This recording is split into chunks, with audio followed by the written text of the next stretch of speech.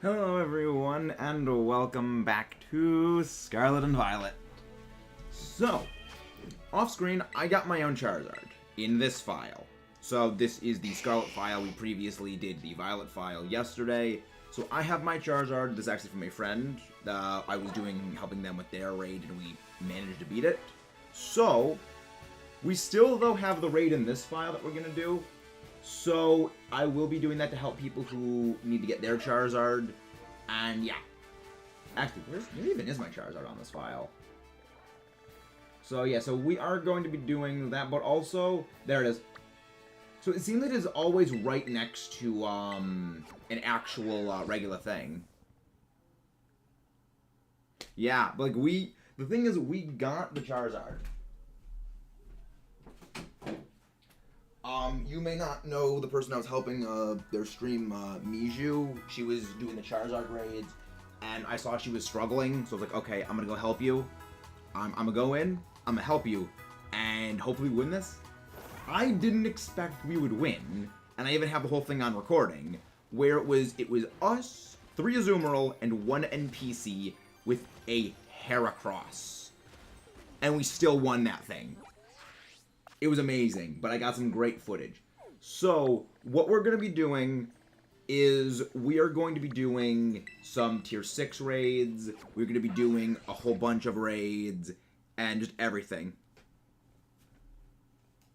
Are you ready for champion time?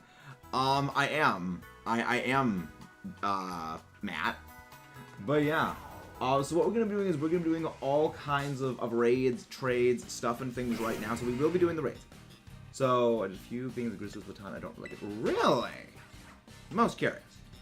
But yeah, so we're doing raids and everything like that.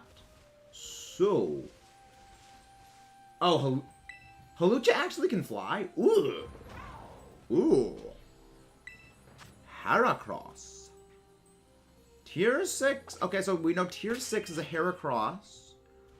Heraboss the Heracross. Sounds fun. Let's see. Let's see what we got. Let's see what we got for a Heracross. Yeah. Yeah, Grimmsnarl's amazing. I love it. It's so good for these raids. Like, Grimmsnarl is such an absolute beast of a Pokemon when it comes to raids. It's just... because the thing is, I was working on the list for, like, the best Pokemon to use in raids. And Grimmsnarl is on that list, but it is on that list for reasons most would not really expect. And the reason why it is, like, one of the best picks overall is down to its access to so many disruption tech moves. The fact it gets, fake tears. The fact it gets, gets fake tears. It gets, charm. It gets so many amazing things that just debuff everything into absurdity is amazing. Oh, my day's going very well today so far. If anyone has a Charizard Terrastall raid, if anyone has the Charizard Terrastall raid, put the link code in there, and yeah, the Terrastall raid Charizard raids are nightmare-inducing. However, I managed to beat them. Remember when I said the Violet team slapped the club? Oh yeah, right. You do have. Right, I forgot about that. The club does have the battles of that, and I'm super sad I missed those. I love those. But yeah, I actually have this file's Charizard. Wait, Koradon. I can just bring in Koradon into the actual battles. Yes, change Koradon to battle form. Koradon is ready to battle. Let's check it out. I kind of want to see us fight this. Let's see if we can beat this Heracross. Okay, what's the code? Halucha, screw off. Halucha, screw off. We don't want to deal with you. You know what, Charizard? Burn. Charizard, burn this thing. Halucha, go away. Go away, Halucha. Thank you for going away. I can still join in with your guys' raids. I can still join in your guys' raids. So I'm going to be helping you guys with my Azumarill. Because remember, the true hero of this is Azumarill. And again, guys, don't forget to leave a like if you haven't done so already. We're going to be doing all kinds of Charizard raids. And, yeah, let's crush this stuff. Let's crush this. I have my Charizard. I still have my Charizard, which we can do. Remember, I have the monster. Yes. I am ready to crush Charizard. My favorite holiday is probably Thanksgiving. Alright, well, Jaker has the first raid, so let's go do Jaker's first. Alright, so what is the link code, Jaker, for your Charizard? Hello, Oinks, how you doing? It's great seeing, like, everyone that came in from, like, the amazing stream yesterday. For those who don't know, we had 100 people in stream yesterday. It was insane how amazing that stream was. But yeah, we are ready to do even more Charizard stuff. Alright. X1 HK W. The stream yesterday was amazing. The reason I think the stream yesterday did so well was down to not many people were live streaming Scarlet, Violet, and specifically the Charizard things, because most people who streamed knew that it was okay. It's gonna be the event's gonna go live at 7 p.m. Eastern Standard Time, or 4 p.m. Pacific Time. But that was like the creators knew that. But the players, especially the viewers and people, thought, well, it's 4:30 East. It's 4 o'clock Eastern Time. So, because I made that mistake. So, because I had made that mistake of going live too early, that I was like, oh wait, this is the problem. But as it turned out, that was the perfect thing. That people also made the same mistake I did. But yeah, I think the thing is, I'm actually gonna make a video about that alpha. I think it's the Charizard raids are actually bugged. That there is something about them that is a little bit buggy, and the health just doesn't display correctly. It can do too much damage to it too quickly, because these feel deliberately anti-belly drum strategies. Okay, I'm gonna go for a first turn play rough, just because I like doing that first, so that way I can just use the heal cheer on the second turn. Also because that kind of bullcrap.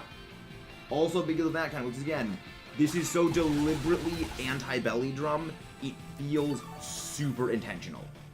There is no way this is not intentional, that they set up this kind of stuff to make it deliberately intentional. Mod, let me go. I'm clicking A. I did not mean that. Of course. Again, these things don't work. These menus don't work. Good. Again, this thing comes down to 90% luck, 10% coordination and skill. That is all it is. It is a complete luck's game. So look at that. Heal. Boom. Immediate health regeneration. It's annoying beyond compare. I hate this thing. But also, we still won. But like, okay, waiting. Again, animations. Good. Now, swipe. Come on. Oh, if I said ability. Come on. So look at this. It's just so many times of animations. This is the problem. This is the issue of the battles. It's because Charizard is spending so much time doing all the stuff. Alright, belly jump. Let's go. Let's go for the kill. Let's go. Go. Heal up. Go. Again, guys, don't forget to leave a like and subscribe if you have not done so already. Let's crush this thing. There we go. See, we can see, like, the Charizard raids are not hard to beat if you can just survive the early game. If you can survive and, like, avoid the Hurricane, you're good. Like, if you can survive the Hurricane, if you can avoid the Hurricane, you can set up your belly drum, and then you can just start getting into the kills. It's great. Yeah, I think that's the best play for Grimmsnarl, But, like, I mean, Spirit Break also is fantastic to use on, like, Grimmsnarl is just all around an absolute hero. Like, Grimmsnarl is the legend to be using. Because Grimmsnarl enables the absolute sweeps. You know, you get that frickin' Spirit Break going, you get that light screen going, you get, I just freaking phased out of existence and just phased back in. Fine. Oh yeah, Azumarill is so good. Azumarill is the absolute legend.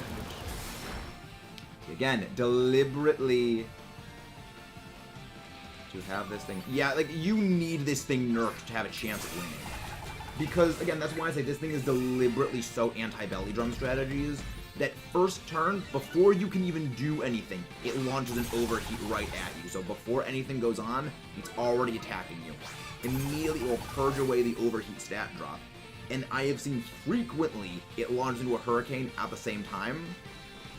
And then you're able to do your first move. So you're already taking potentially 3 hits before you're able to fight. Like, it's already hitting you with 3 moves before you're even able to hit it. But that's even 4 moves, because then you get the belly drum and all that bullcrap going out at the same simultaneously. Hello, Supper, welcome back. You know what? That wasn't terrible. Let's go again. Let's go again, we can win this. That was just the game freaking out on us. That was the game freaking out on us. We can beat it this time. I know we can beat it this time. But yeah, Shell Bell is the item for Azumarill. Because I thought at first, no, you're gonna want a berry. No, you want the Shell Bell. Because the Shell Bell will passively make every one of your hits damage.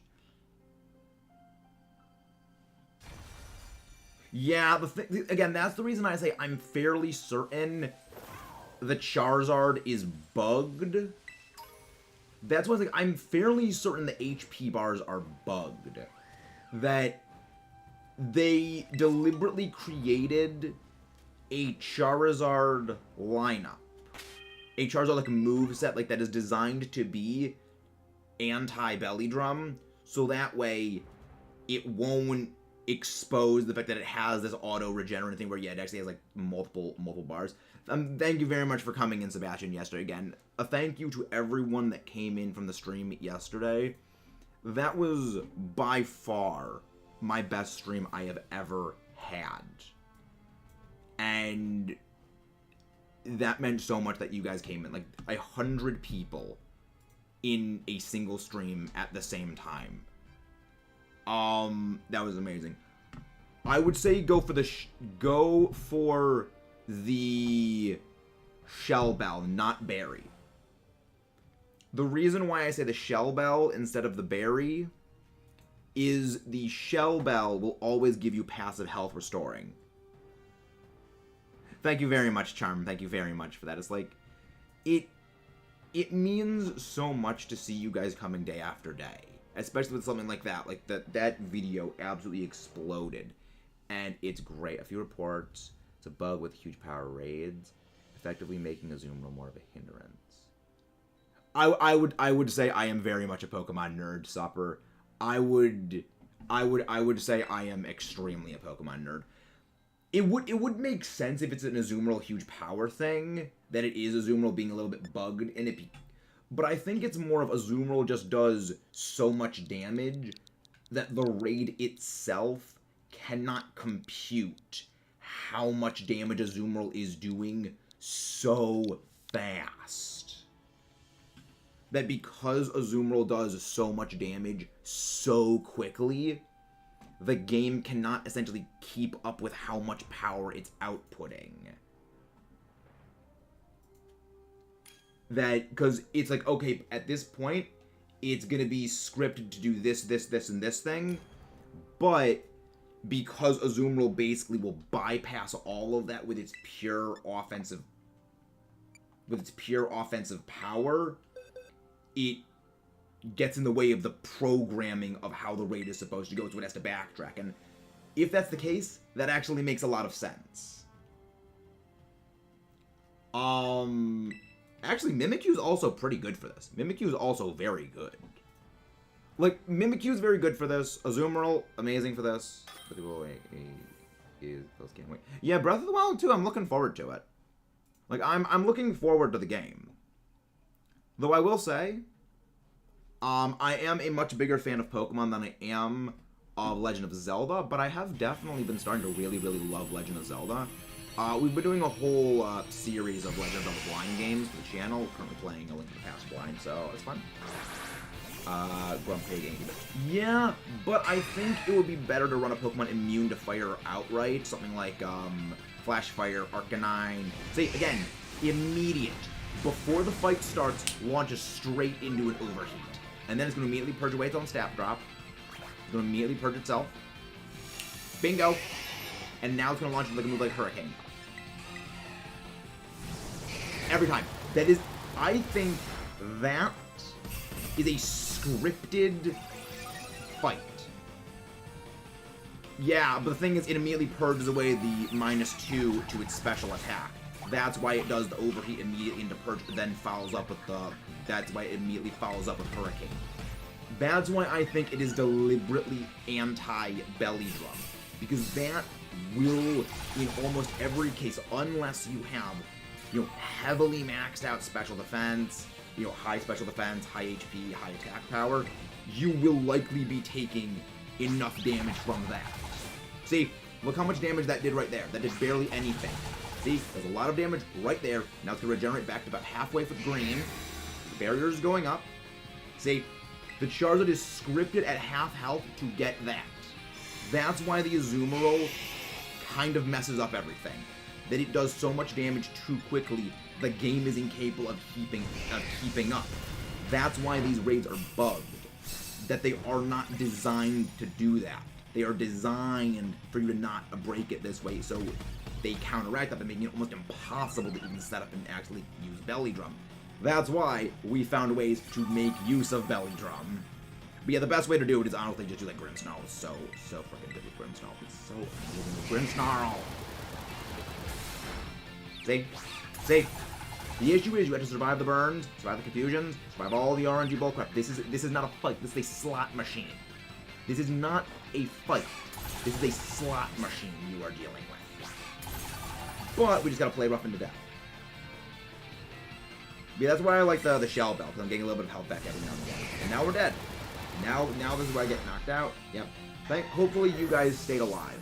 The main issue, though, of the Charizard is, you could set up, Rain to make the fire move weaker or get rid of its access to, solar power. Okay, well, that is Hurricane, which will always hit in the middle of Rain. And the problem with the Hurricane is that Hurricane is the most damaging move. The Hurricane is its most powerful attack.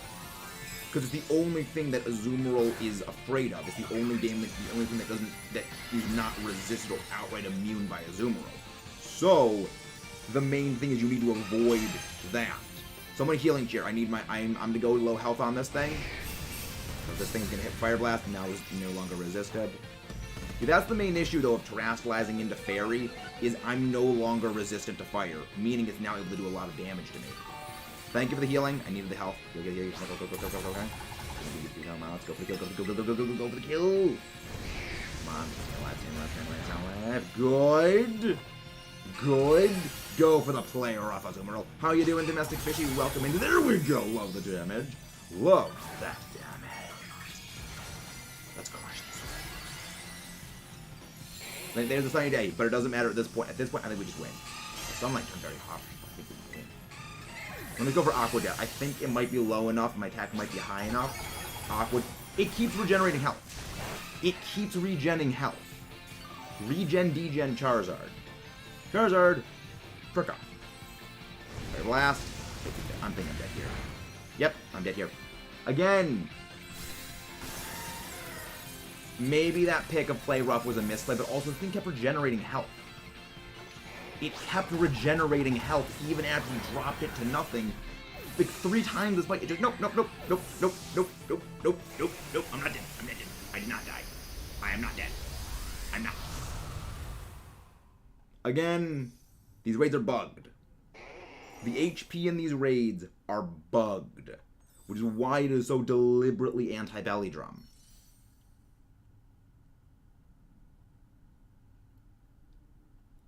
Wait, we can't trade Charizard? You can't trade the Charizard? No, I think that the strategy with Azumarill is good. The strategy with the Azumarill is good. It was just we got unlucky. Yeah, I think instead of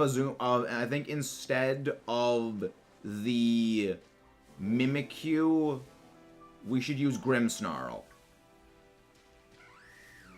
Well then, I recommend you get a Grimmsnarl then.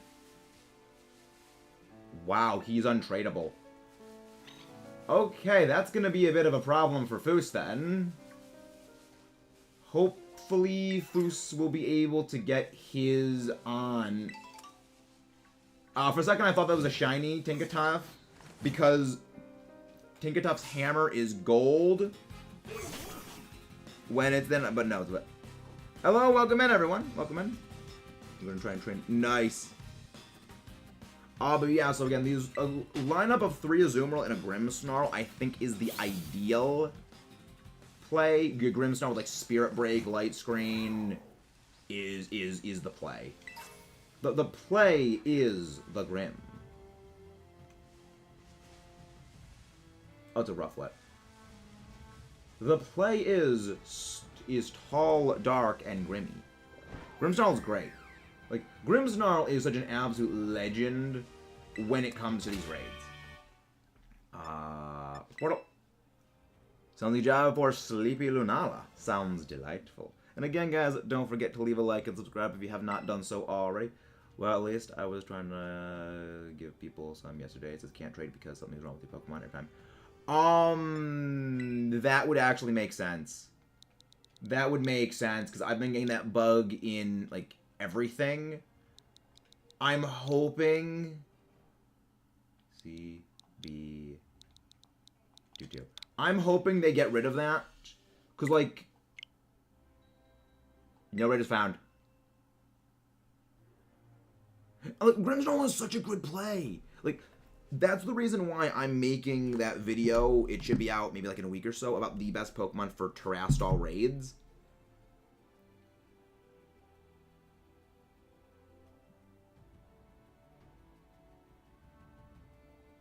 This is the Scarlet Dex count.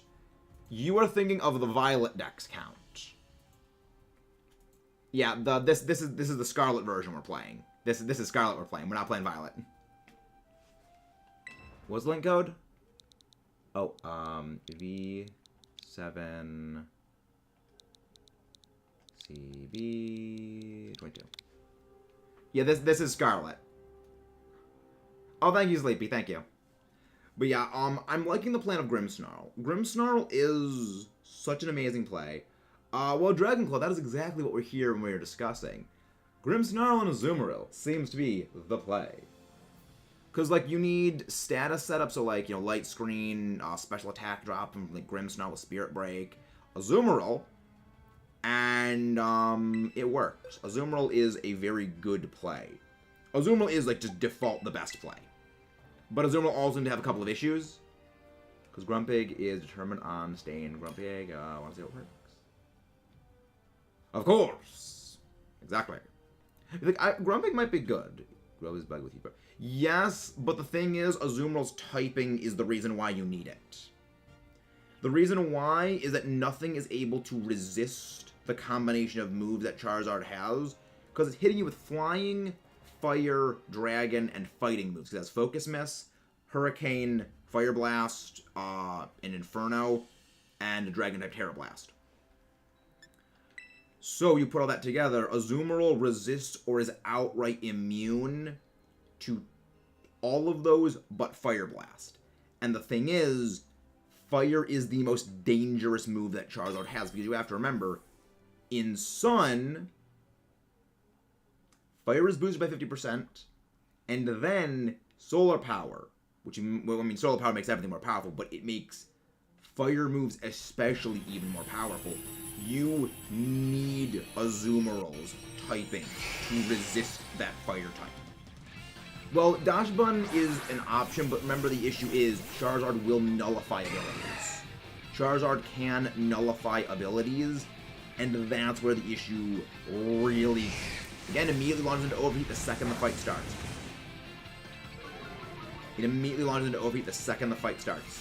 And immediately launching the Purge. Again, this entire map.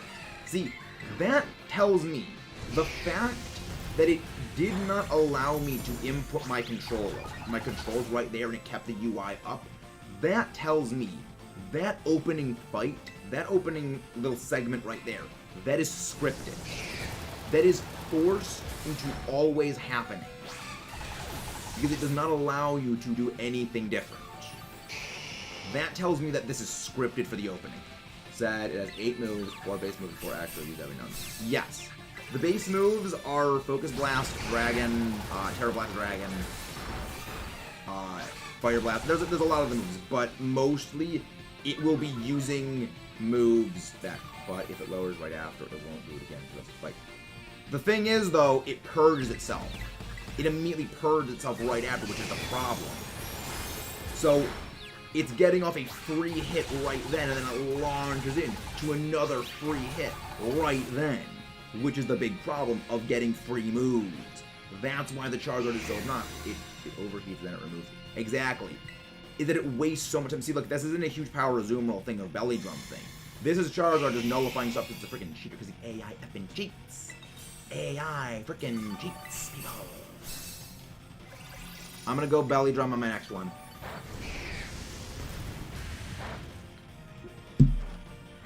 I'm gonna play rough now. Alright, so I'm gonna heal the chair. Somebody heal me. Thank you. I do that. Heal me, Shell Belt. Come on. Chair Blast. Immune. Diplomatic immunity. Like the enemy, like the bad guy in, The other thing is, you really want to wait until the last minute to Terastallize into Fairy because you want that water resistance helping you. Someone needs to heal me. Someone needs to heal me up right now. Because I'm gonna get one shot. Come on, come on, come on. Heal, heal, heal, heal. Don't kill, don't kill, don't kill, don't kill. No, don't kill. Don't kill me, Charizard. Yeah, the Shell Bell is in Lavencia. It's the Electric-type gym's town. Go to the north section, Deli Presence. It should be in General Goods or Battle Items. I think General Goods. I avoid, we win this. Again, this fight is 90% luck. You have to avoid enough hurricanes. You have to avoid enough of the hurricanes. Now it's going to get health back. See? Again, the fight's health is bugged. The health is bugged. Thank you, Matt.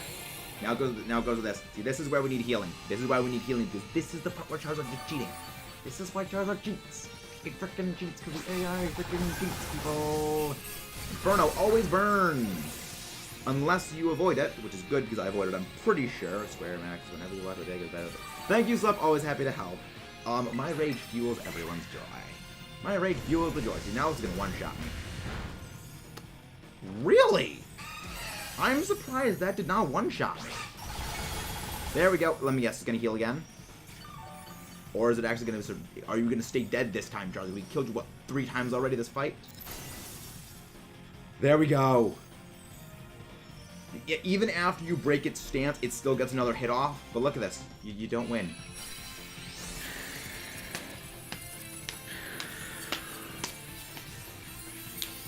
Let's go, Charizard. Get wrecked. Got wrecked. Wait, really? So let's, like... Wow. You get, like, nothing. You don't even get an ability patch from that. Wow, those rewards are garbage. Calcium. There's no rewards underneath the face cam. The calcium is exactly the top of it. So, okay, let's look at other things. 3 rare candy L's. 3, 6, 11, 16... 16... Wait, what am I doing? Yeah, so... Oh, wait. Oh, even more. Okay, so that's 16, 20 experience... So 20 large experience candy, and then 4 XL? Okay, 1% ability patch second time, but afterwards, yeah. I mean, we got a lot of experience candy, so, like, that's good. But, like, again, guys, don't forget to leave a like and subscribe if you haven't done so already. Are you new here, Froggy? Welcome in. Hope you're doing well. The One-Eye Eevee trained Azumarill. Yeah. Azumarill Eevee into max attack is just so good. Azumarill is just the play. Azumarill is the absolute play when it comes to this. It's so good. I love it. Opens their mind to make a 60-second frame.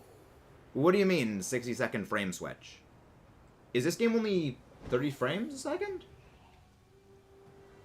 But welcome in, Frugi. Hope you're doing well. Tag 3 Forest. Ooh, Gengar. Alright, if anyone wants a Gengar, ideal to get Gengar because, you know, it's trait evolution. This fills in a slot in your decks if you don't have access to it. There's only a level 5 raid, so it shouldn't be too difficult for us. It will be immune to... It will be immune to ground still, though. Let's see.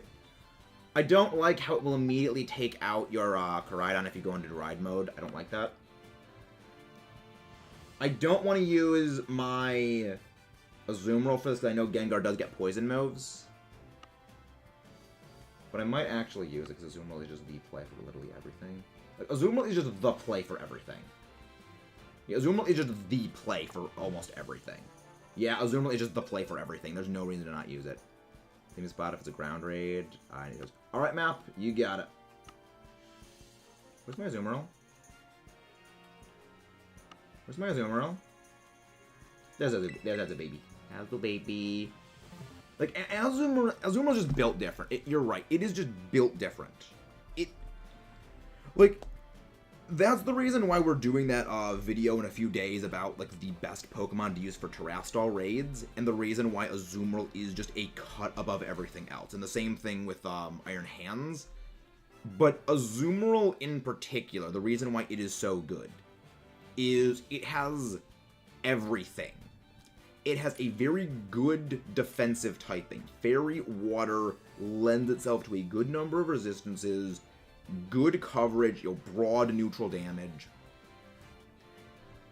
Very, very few weaknesses. Like, it's only weak to poison, grass, and electric, which you're not going to use it against anyway because it just has no advantage in those typings, aside from, you know, maybe poison types like Nidoking, which I don't think there's a Pokemon in this game that has a type combination like that, where it is weak to water and is a poison type itself. Grass types, well, if a grass type is weak to fairy, that means it is either dragon, it is either fighting, or it is either dark.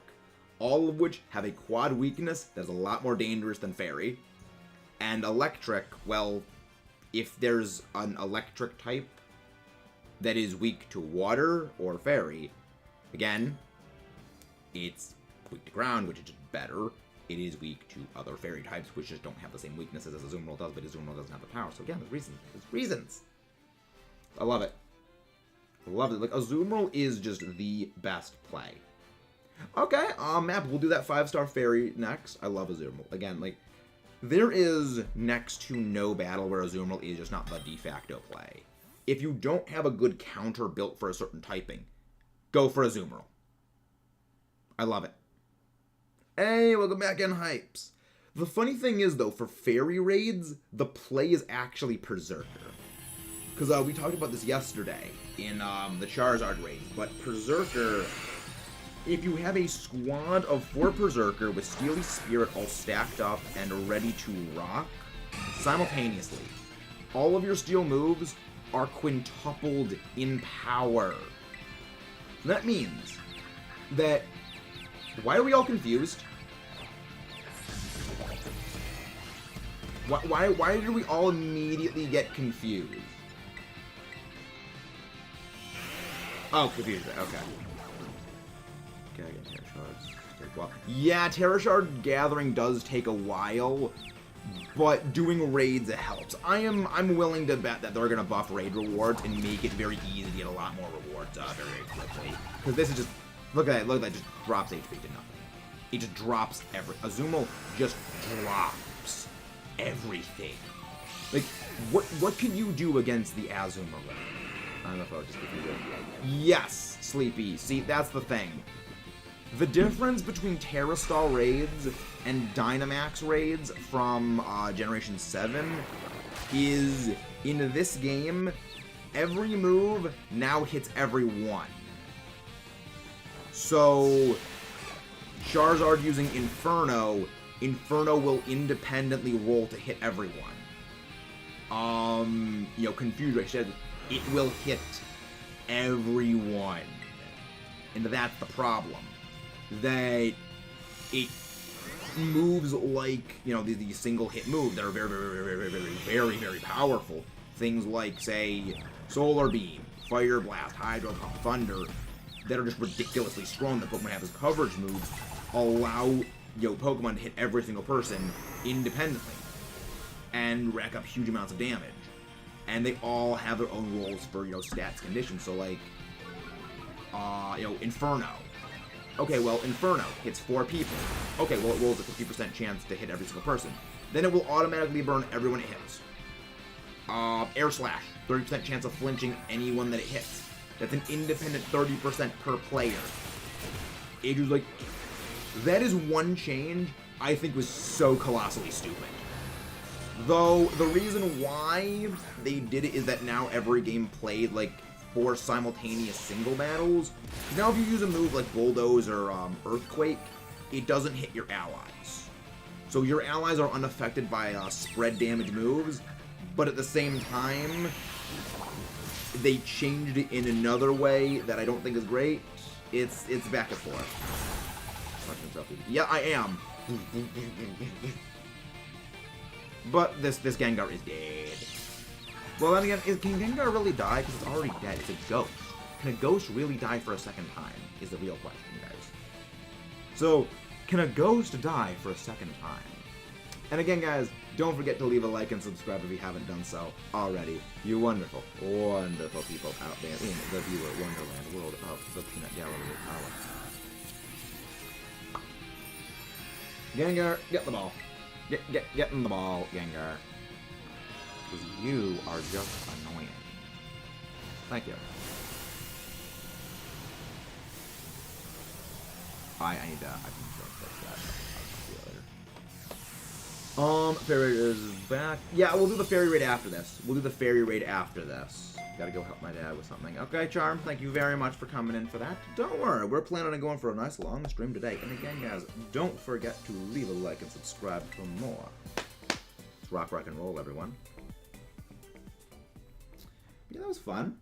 That was highly fun. We just, we toastering these Gengar. Gengar getting toasted. Cause Gengar bailed.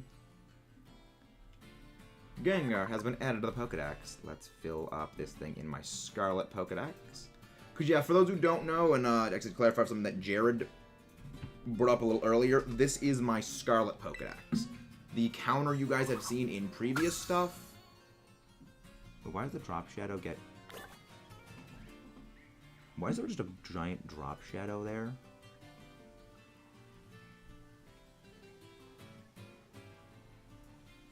Why did my Drop Shadow get moved? What the hell made my drop... Okay, my Drop Shadow got moved. That was weird. Yep, Terra Shards are the new Max Mushrooms. Also, you can find Terra Shards just on the ground. So, I recommend, like, just having Pokemon out in auto-go mode. But yeah. Alright, next code is going to be... So, what is this going to be, Hypes? Code is...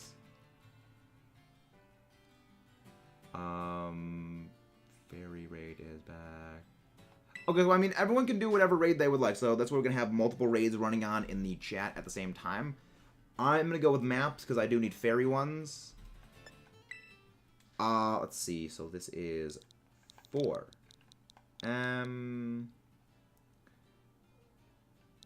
G, 4, E, B. But yeah, like, it's, so fairy is going to be... Fairy Florges, right? It's a Florges, I'm pretty sure. Alright, that's fine. I need to prepare more high-level counters for things. Fairy Florges, there we go. I don't even have my, Magnezone in this game. Wait, what am I doing? I have Tinkaton. I literally have Drop the Hammer. I have the ultimate Hammer Crush 9000. I love this thing.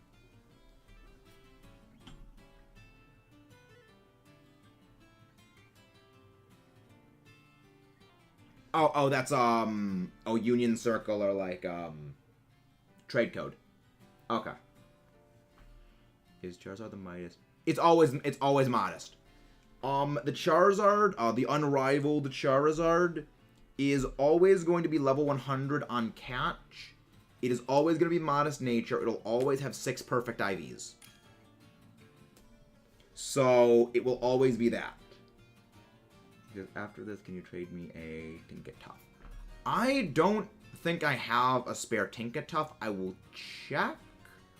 But I am not certain I have one. Hypes, I think you may have typed in one for a local trade. Link trades for, internet online mode, they have 8 digits, not 6.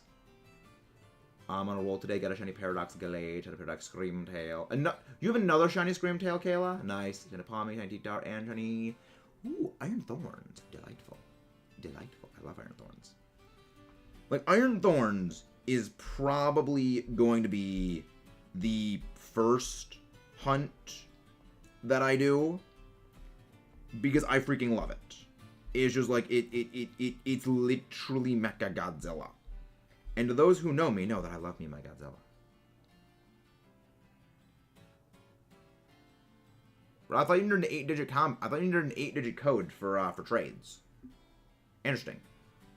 When it's online, I thought it was 8 digits. Interesting. I did not know that. Thank you. I learn something new every day.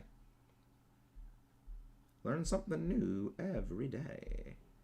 Learning new every day. Yep. And...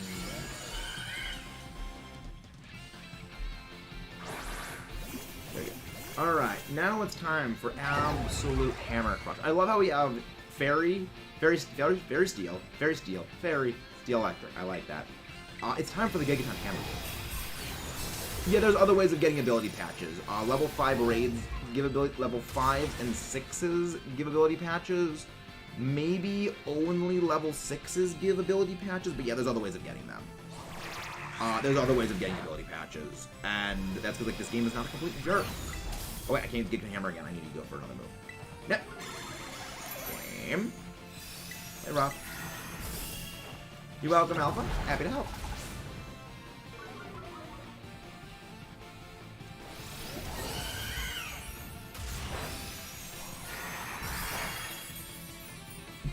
You know what? Actually, I will save my Gigaton Hammer until it goes for shield. That way we can do even more damage.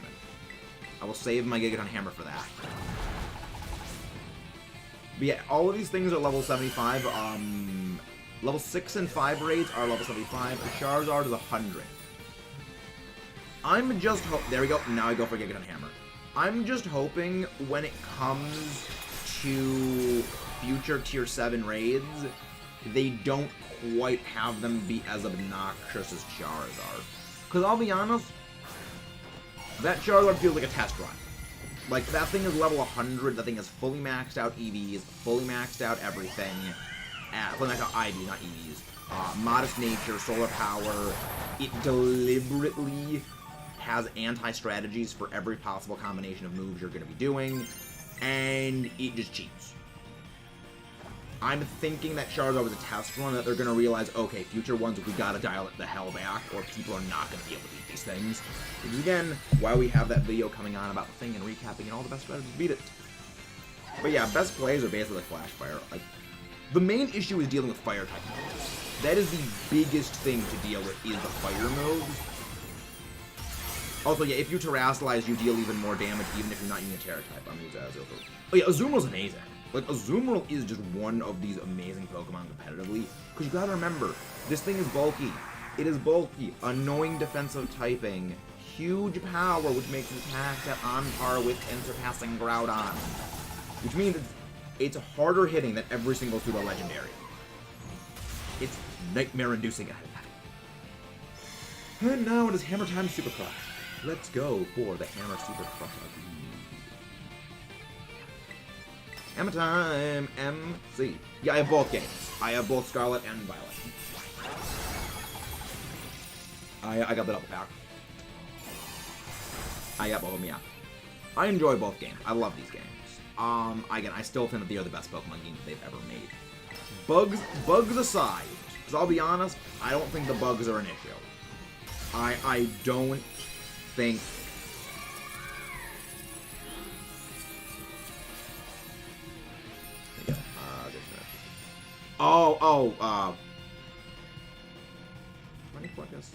No, I'll catch a Florgus just in case. I'm fairly I already have a Florgus, but I mean just in case it's a Fairy type one, so like reasons. Yeah, Violet is Violet has Dreepy. Violet has Dreepy, right? I'm fairly certain Violet's got Dreepy. But yeah, I got both my Charizard. I'm happy to help Foost with his, but yeah, that's I'm certain. The only reason I think you're not able to trade a Charizard right now is that it's planning to get released in the DLC. And when the DLC comes out, you'll be able to trade it. I'm pretty sure Squawkabilly is sort of a counterpart. I'm pretty sure Squawkabilly is sort of a counterpart to Chatot. Because one thing that they did in this game is like the regional fakes. You know, they're Pokemon that are similar to older Pokemon, but they're not the same species. They've evolved to be similar, but they're not the same. And I'm pretty sure Squawkabilly is that to Chatot. Like Earthworm is that for Onix. Wugtrio is that for Dugtrio. So I think that's what it's supposed to be. Ooh, another TM. Give me another TM. Give me. Oh, that's a Shroudal. Oh, Impidimp. It's an Impidimp. But yeah, so today we're going to be shiny hunting. We're going to be doing the Charizard raids. We're going to be doing Terrastal raids in general. And we're going to be beating everything down to a bloody pulp of doom. Was that was a gimme goal. Oh, no, it wasn't a gimme. That was a Fungus. Well, I need Fungus anyway for my dex, I'm pretty sure. Oh. Yeah, it's just staring Charizard. Wow, Griskus Baton is actually hard to use. Yeah, they probably made... They probably made the Gristos Batana hard to use because people would just break it easily. Guys, Scarlet copy came out the other day, so I'm gonna be doing it later. Noise. Yeah, I think after all the other Grisco weapons were so absurdly broken, they're making one that requires skill to use. So yeah. But no, we're gonna keep doing the Charizard raids, and again, guys, don't forget to leave a like and subscribe. The best way to hunt Gimmighoul coins is just do the daily thing of going around to all the towers and knock out the Gimmighoul treasure chest that's on every single one of them. That's what I've done. There's a new Pokemon that's better than a Azumarill and Charizard than, What's better? Wait, what is it? In that Pokemon with Imidilly, Hyper Beam, Fake Tears. Oh my. Is it... What Pokemon is that? Is it one of the legendaries? Or what's the new one?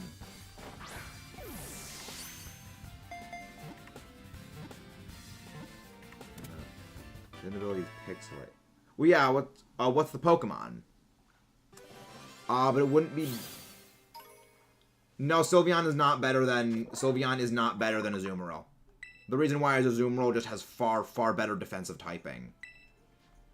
What makes Azumarill the best is huge power and Belly Drum, allowing it to quadruple its attack stat. Sylveon can get nowhere near close to that same amount of power.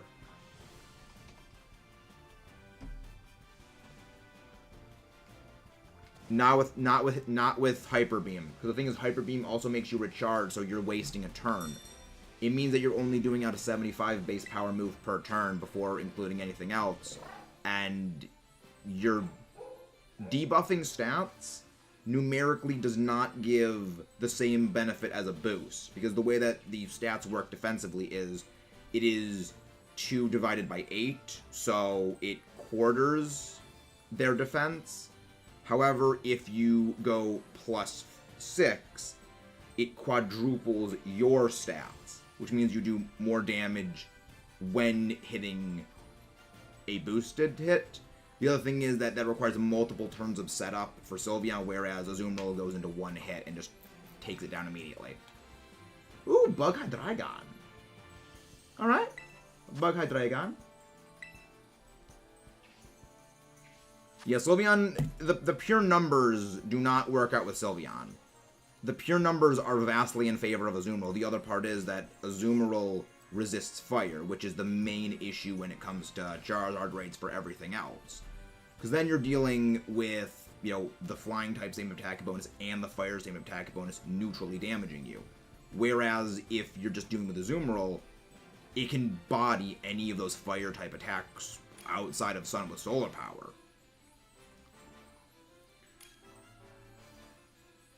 Yeah, the Azumarill is the single best pick for these raids.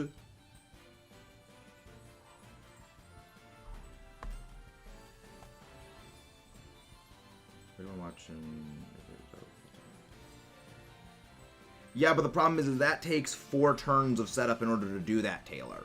With Azumarill, it's 1 turn and immediately gets into attacking. Azumarill does not need to waste any time setting up any sort of status moves, which, when these raids are on a timer, that timing is key.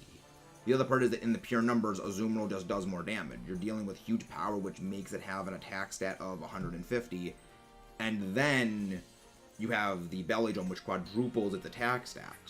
Sylveon's special attack stat is only 95. It's far, far lower than anything that Azumarill has. Azumarill just simply does more damage. And the other thing is that it requires far less time to get going. You know, it's 3 turns of setup compared to... You know, it's 3 turns of setup for Sylveon compared to 1 turn and then attack for Azumarill. The other thing is that Azumarill just is bulkier. Azumarill has far better defensive typing. Yeah, get up with your Charizard after this, John. Yet, Hydreigon's got no idea what it's in for. Hydreigon's got no idea what it's about to be in for. Meanwhile, Charizard Squad unite. Charizard Squad go for this try. Oh, this is fun. This is just fun. This is just silly. It's just... Yeah, I taught mine Flamethrower over Fire Blast. Mostly because I just like the reliability. It's less powerful, but the reliability is the main thing. You know, I don't want to have to be doing it. I'm sorry, what do you mean that Wah?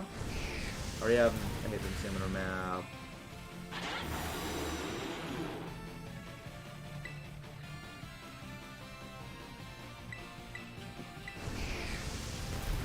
The reason why is because I was stalking into the numbers for why it is not better. The reason why is because there is numerical evidence to support why Sylveon is not better. And I was pointing out what the pure numbers are. You know, especially since that Azumarill is what everyone has been using to beat it. You know, there's a reason why every single Charizard one that people are making is using Azumarill. It's because it is realistically the only safe, reliable option. If Sylveon was far better suited to handling Charizard than Azumarill was, then Sylveon would be what people are using. But people are using Azumarill, which on its own is purely indicative that Azumarill is the better play. You know, and also that's kind of the thing that we do here. We go with the facts. Like, we go with the numbers and the evidence and what that proves for usage in battles. You know, that is kind of the thing we do here.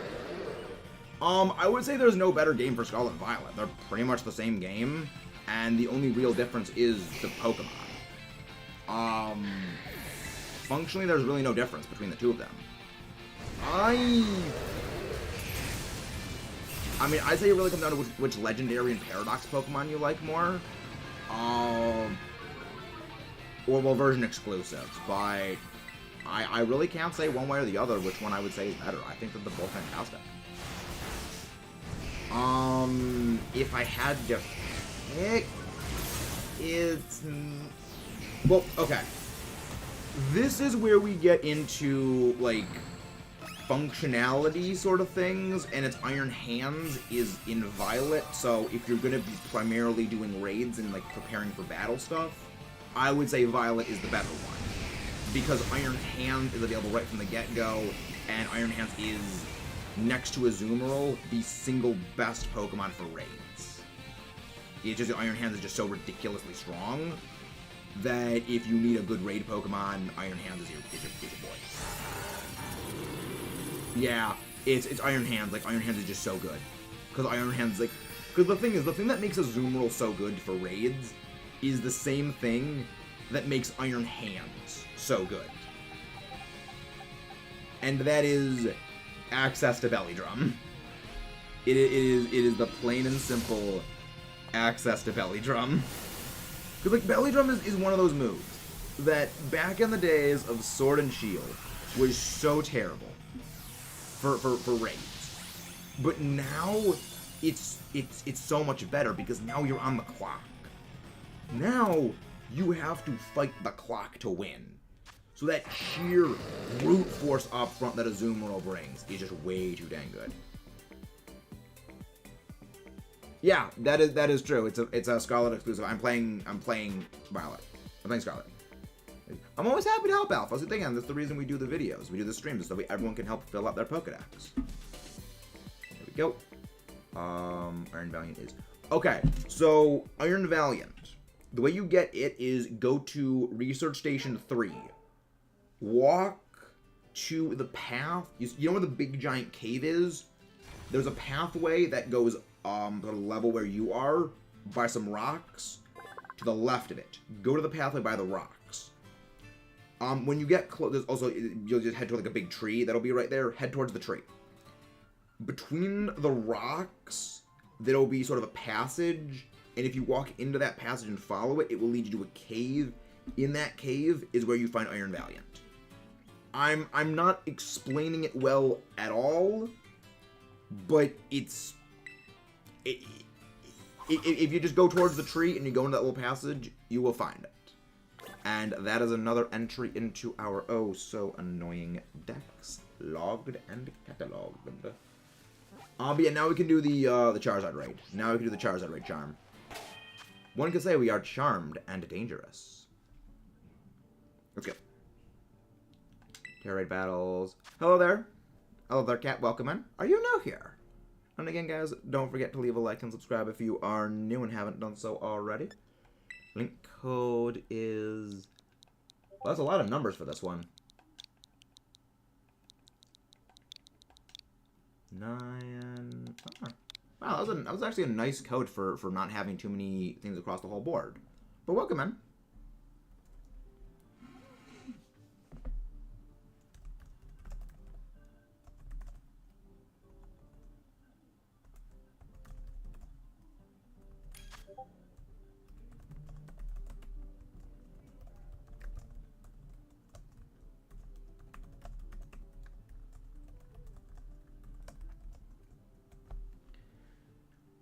Yes, I know I'm not going to be able to catch it. I should probably switch a Zoom. Actually, no, I probably shouldn't.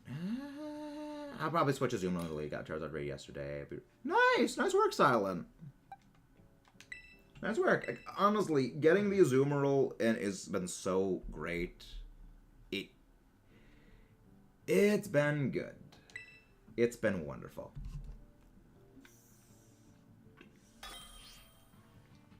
And again, guys, don't forget to leave a like if you have not done so already. And also don't forget to, let your friends know about what we do here. We are, we're trying to get to 2K subs by the end of the year. Not certain that's going to be possible, but we are aiming for at least trying to get to 1,700.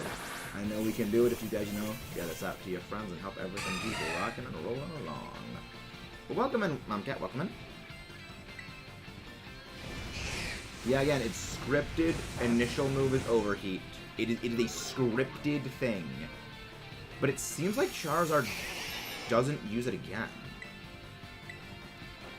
When will the Violet battles? The Violet battle streams? not sure when those are going to be, because the main reason is that the game is new. You know, if this Charizard event has shown anything, it shows that people really don't have Pokemon built up for these battles. So, expecting even more out of, like, you know, even more things, you know, a fully developed, fully built competitive grade team, unless we're doing, you know, like your story playthrough teams, I don't really think that it's gonna be, it's gonna be, yeah, I think we've already lost this. I think we've already lost this. But yeah, again, like, the main struggle in this thing is surviving the hurricane. Well, not surviving, avoiding the hurricane. Alright, Mudkip, have fun with Lurkin. Yeah, the main issue is just dodging the hurricane initially. If you can dodge that, I think it's easy. Because at that point, well, now you've got your Shell Bell going, your Shell Bell's healing you, you're back up to enough HP to survive any of its moves. It's just the initial opener of the battle is the hard part. That initial opener is the danger part. Alright, now it is in this mode. Okay. Nullify the stat changes, okay. Is your Shell Bell on? Is your Shell Bell on? Or are you at full health already?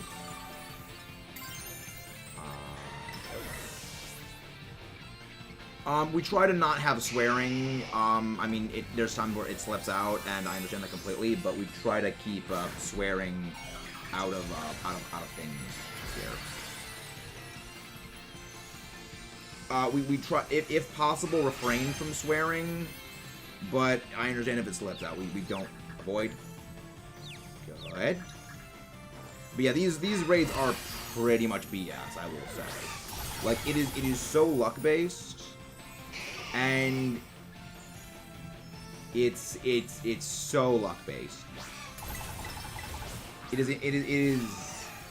Yeah, that's one of the reasons why. Again, the hurricane. Again, the thing is, surviving the hurricane is the big issue. I don't have a Grimmsnarl in this game. I do not have a built-up Grimmsnarl. Is the issue. I know Sleepy has one because I don't even have one on my other my file. Don't get why the camera will sometimes sit below the train and sometimes doesn't. Yeah, the game is the graphical bugs of the game are a problem, but sometimes, I mean, I don't have much of a problem with the Rebels, but I think we're gonna win this. I think we're fine. Doing the student method currently on 88 with no shiny. Yikes. I've had good experience with the student method, aside from Roggenrola, where Roggenrola was what? Gosh. That critical hit was bull. That was bull. That Fire Blast crit was there?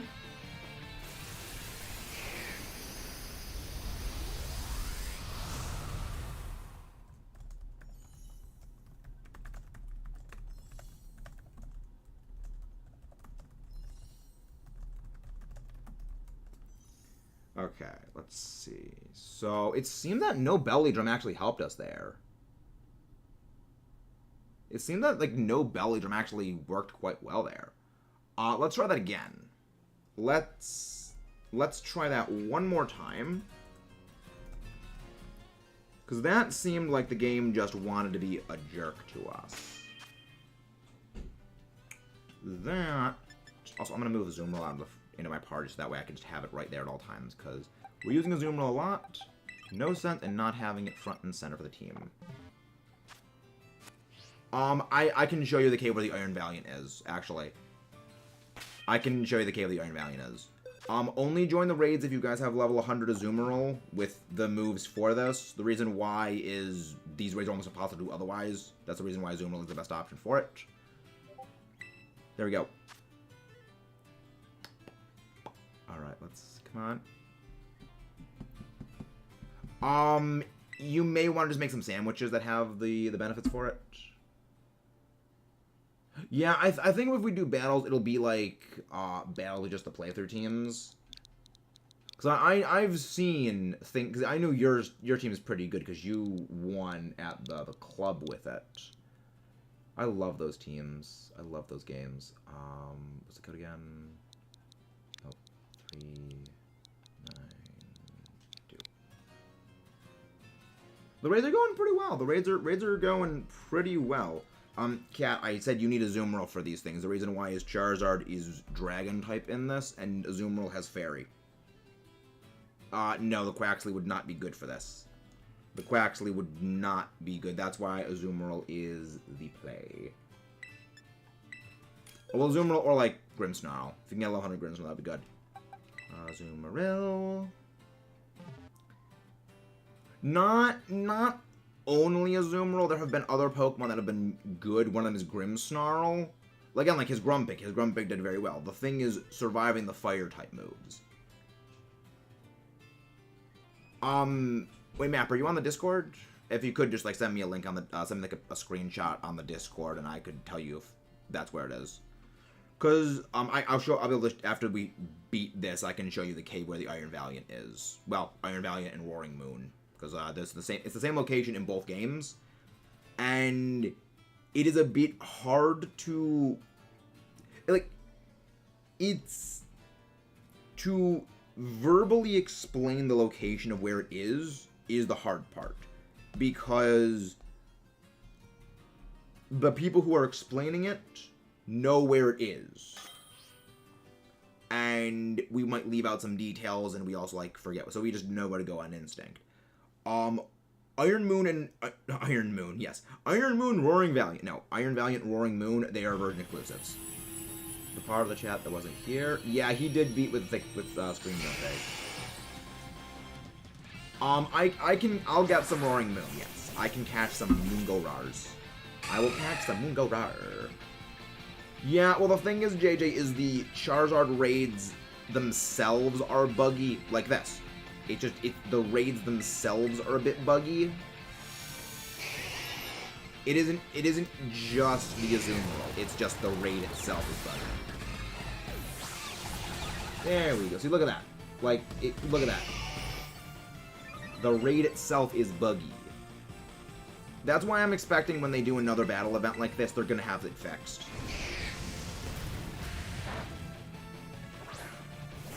So, that, like, it's not even showing what my health is. Like, it just, okay, it just disappears. Like, again, these raids are buggy.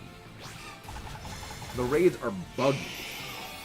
That's why I'm anticipating when we get another battle event like this, they're going to do it. Azumarill has the best bulk quality option. Grimmsnarl is amazing. Yes. But Grimmsnarl is the best because it can debuff and support the team. That's the reason why. It's because it can support the lineup by debuffing Charizard's ability to actually do damage. But as mentioned before, it is incredibly luck-based. It is very, very RNG dependent for your ability to avoid and not be in damage range of Charizard's moves. That's the problem, is the damage ranges.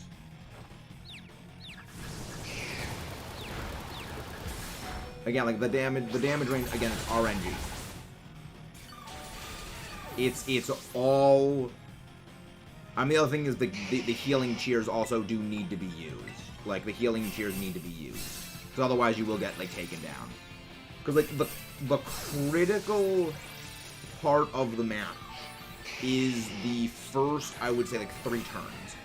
If you get knocked out in the first, like, 3 turns, it's game over, pretty much. If one of you guys gets knocked out. If 2 of you guys get knocked out, you don't win. If any of you guys... No, that's just with raids at all. That's just raids at all. Raids have always been that buggy. It's just by now, people have started to get enough Azumarill to be able to spam throw them at everything. Because by this point, people are just getting Azumarill to throw in mass at Charizard. They're now using Azumarill in every raid. And that bugginess that was already present is just becoming more and more apparent now. You know, it's the bugs that are being discovered are bugs that existed all the way with back then. Yeah, someone try. Okay, this is one of the reasons why we're doing the other raids, so that we can get the experience candy and the Pokemon to use the other one. So someone in the meantime should be preparing a Grimmsnarl. I am only going to be using a Zoomerl because it's the only thing I'm wrong. I mean, I don't disagree with you, Matt. You've done it. You have it with that. You did it with that. Alright, I'm going to show where to get Roaring Moon and Iron Valiant.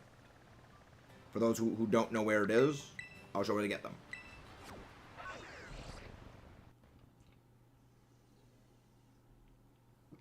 Yeah, I don't have a Grimmsnarl in this file, because this is not my main file that I do, so I don't have the resources my other file does. Oh, no one's dissing Grumpig JJ.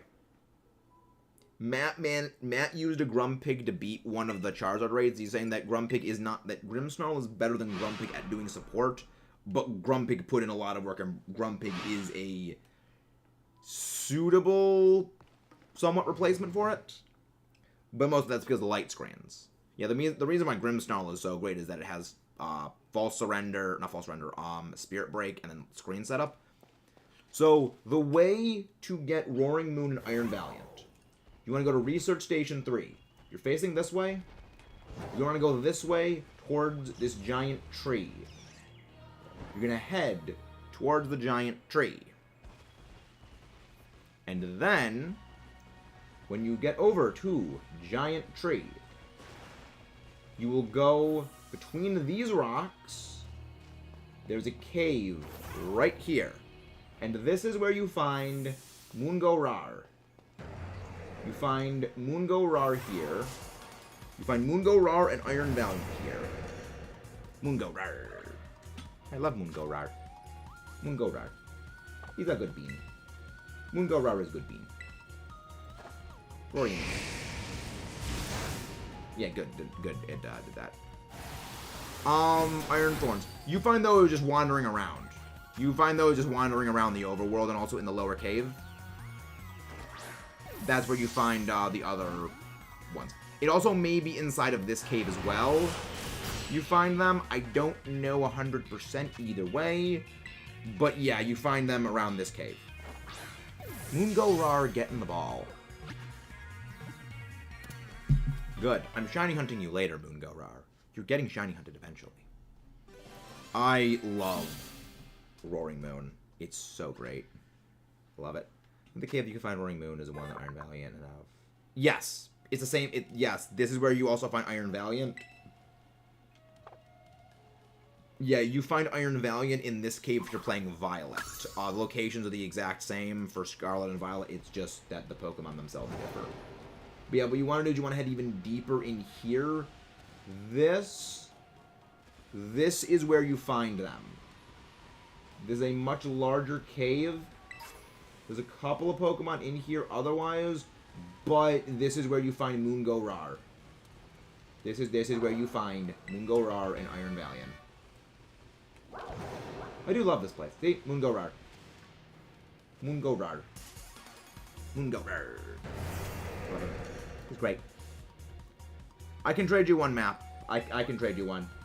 I'll just catch a spare. Well, I mean, I'm going to be catching a bunch later for my own personal usage. Mungo-Rar. I actually prefer Roaring Moon's like on ground look when like it's crawling on the ground over to it being in the air. Okay, this is not gonna turn into okay, guys. This is not gonna turn into a stream of just trading the Violet Paradox, the Scarlet Paradoxes. That'll be a later stream. When the Charizard raids end, then we will do a stream for that. But right now, this is not Mungo-Rar trade stream. I mean, yeah, it makes sense why you can't do that in Area 0. It makes sense. It's very rare. Roaring Moon and Iron Valiant are low spawn chances. What people do most of the time is they just get level 5, like level 3 sandwich boosts. to get them to appear more frequently. So it has like spawn power dark, spawn power fighting, or spawn power, you know, blah, blah, blah, blah, in order to get them to appear more. So that's how people get it. But, thank you, Matt. Get in the ball. Get in the freaking ball, Moon go rar. You're being annoying. Iron Valiant does have a reflex. Yeah, that's why I said the sandwiches, is that these sandwiches are the main thing people use to get them. Aquajet. Get in the ball. Get in the ball. Right, huge power. Right, huge power. Forgot about that. Okay, we'll do a later stream. This will be in a couple of days once the Charizard raids end off. We're gonna be doing trades for. We're gonna be catching a whole bunch of them and, you know, trading them to you guys, because like again, Violet, Scarlet exclusives. I want to trade them to people. You're not picnic here. Yeah, okay, yeah, you can't picnic in here. But yeah, this is where you find Roaring Moon. Yeah, this is where you find Roaring Moon and Iron Valiant, depending on which game you are playing. What is up here? There's something up here. There's got to be something up here, unless it's just like I'm just an idiot and it's like just a dead end. There's got to be a TM or something up here. There has to be. There's no way there was nothing down here. Aha, TM. Oh, Steel Beam. I mean, I guess I do need that. I do need Steel Beam. There's a Weavile here as well. Okay. I was right. There was a TM up here. But yeah, so this is where you find Moongo Rar and Steel Blade. Bladey thingy. I don't have a stupid nickname for any of the future Paradox Pokemon. I only have them for... I only have, like, the silly names for the past Paradox Pokemon. I wish I had clever, quippy names for the other ones. Yes, this area seems very important. This area seems very, very important. It is very, very important. Alright, I'm gonna head back out. Game. Stop spazzing. But yeah, we're gonna head back out and we're gonna start doing a whole bunch of other raids. Who wants that? There's a DLC in the game. I don't think so. I think, if anything, the Scarlet Violet DLCs are going to be islands. What do I call Brute Bonnet? Mushroom Hat. I just call it Mushroom Hat. I think, if anything, what they're gonna do with the DLCs is it's gonna be like Sword and Shield, where it's gonna be they're just islands off to the side. You know, that's what I'm expecting. That's my hypothesis. I don't think we're gonna have one when we get to go to another region. See, that seems to be the thing a lot of people are hoping for, but I don't think we will ever get that where we get to go to other regions.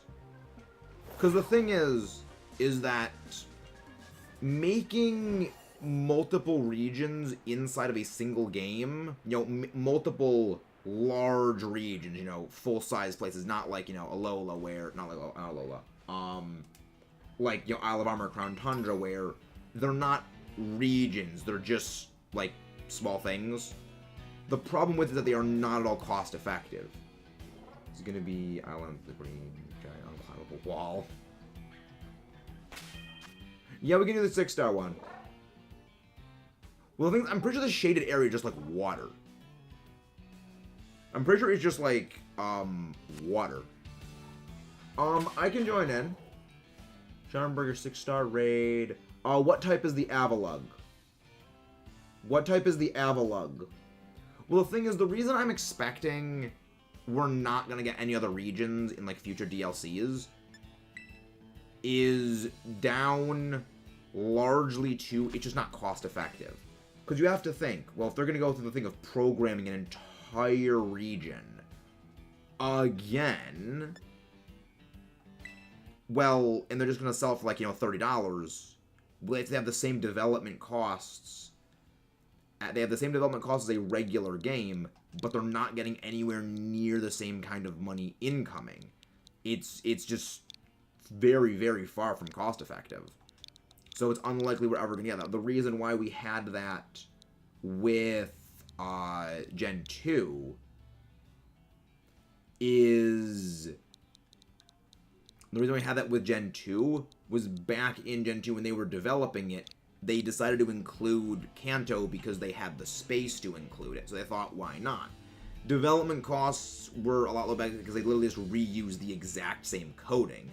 They just input the Gen 1 code into the game. They didn't need to do anything else. It already existed. But with making a game for this, not a game for this, making a brand new... What should I use for this thing? Like making a brand new game with brand new art assets, everything. That is just so far from cost effective. It wouldn't be profitable to make a game like that. I thought I heard that they also thought Gen 2 was going to be... That's the other thing, Matt, is they didn't think Gen 2 was going to be anything near what it actually came out to be. That's the reason why comparing a lot of the modern things to things like, well, they did this back then, it realistically doesn't work. Because the mentality of going into the Gen 2 games development-wise was so vastly different from what it is today. You know, today, it's a lot more profit and Bug, Dark, and Ghost is effective against Psychic.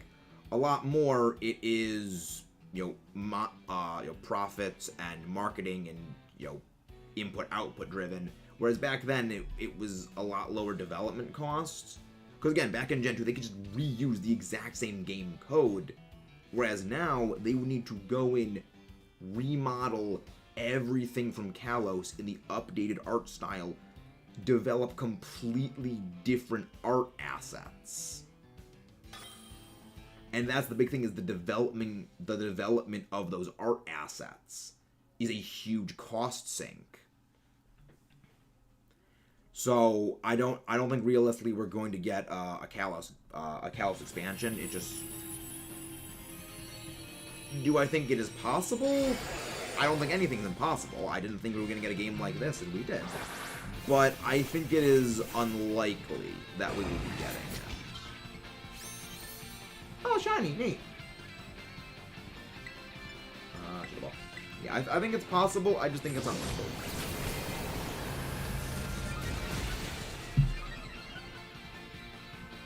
Can we get a special defense drop? Yes. Avalugg, you have basically negative special defense, so that's why I'm going for special moves on this thing. And again, guys, don't forget to leave a like and subscribe if you guys haven't done so already. But welcome in, Angel. Hope you're doing well. Hope you guys are doing very, very well. Special defense, another special defense drop. Delightful. I resist that ice type move. Thank you very much. Which is good to me. I have no idea what you mean in that stuff. I have no idea what you mean. What do you mean, like shiny hunt, like Pokemon Unite? I'm not sure what you mean by that.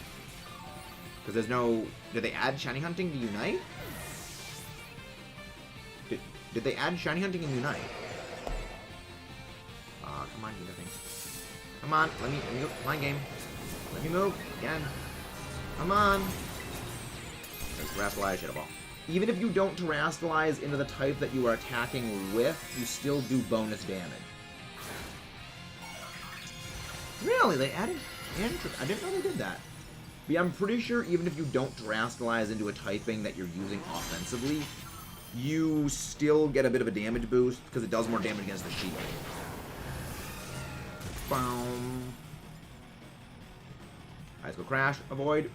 The other thing is I'm actually no longer weak to any dark moves you might be spamming with Conch. Remove negative effects, fine. Get rid of your negative effects, fine. All 5 stat changes go is fine. The other thing is that Azumarill is not exactly ideal when it comes to this, mainly down to whenever Avalugg or Ice type in general are in the snow weather condition, they get a defense boost, And also this Avalugg is just stacking up physical defense boost after physical defense boosts. So it's better just to go for a special attack against this thing. Well, there we go. But yeah, it's best to go for Shadow Ball. Yeah, the thing. Yeah, but that's the thing. I mean, also, it was a lot easier to reuse assets. Okay, they may not have used the reuse, but it was also easier to program assets back then. You know, programming a 2D little pixel art thing from Gen 1 versus programming a full 3D model open world environment for Kalos. I mean, the other reason why is that Kalos it would make no sense to make Kalos in this style, because Kalos was limited by linear-ish pathways and everywhere. You know, it was in the old model of grid-based movement system. You can't really have that for the older games, because they were designed with very linear pathways. You basically need to redesign the entire region of Kalos in order for it to be playable. Which I think likely is not going to happen, because it would require so much redoing of everything. You can't just reuse the same concept one-to-one.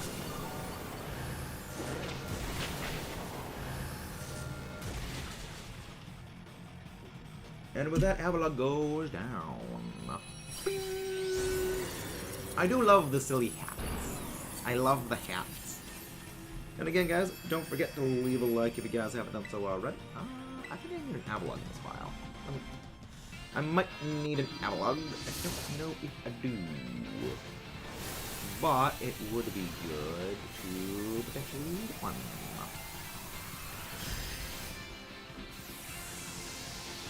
Oh no, we are two away from 1,500, guys. We are 2 away from 1,500. Guys, again, don't forget to share this stream out to your friends. We know we can do it. Ooh, salty herba mystica. Delightful. Delightful, my friends. Delightful. Alright.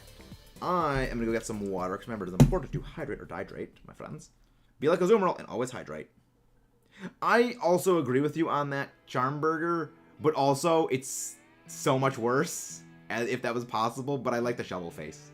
I like Hisuian Avalugg's shovel face. It is very shovel. Very shovel. Much face. 6. Now, you guys will enjoy the wonderful iced coffee table with legs.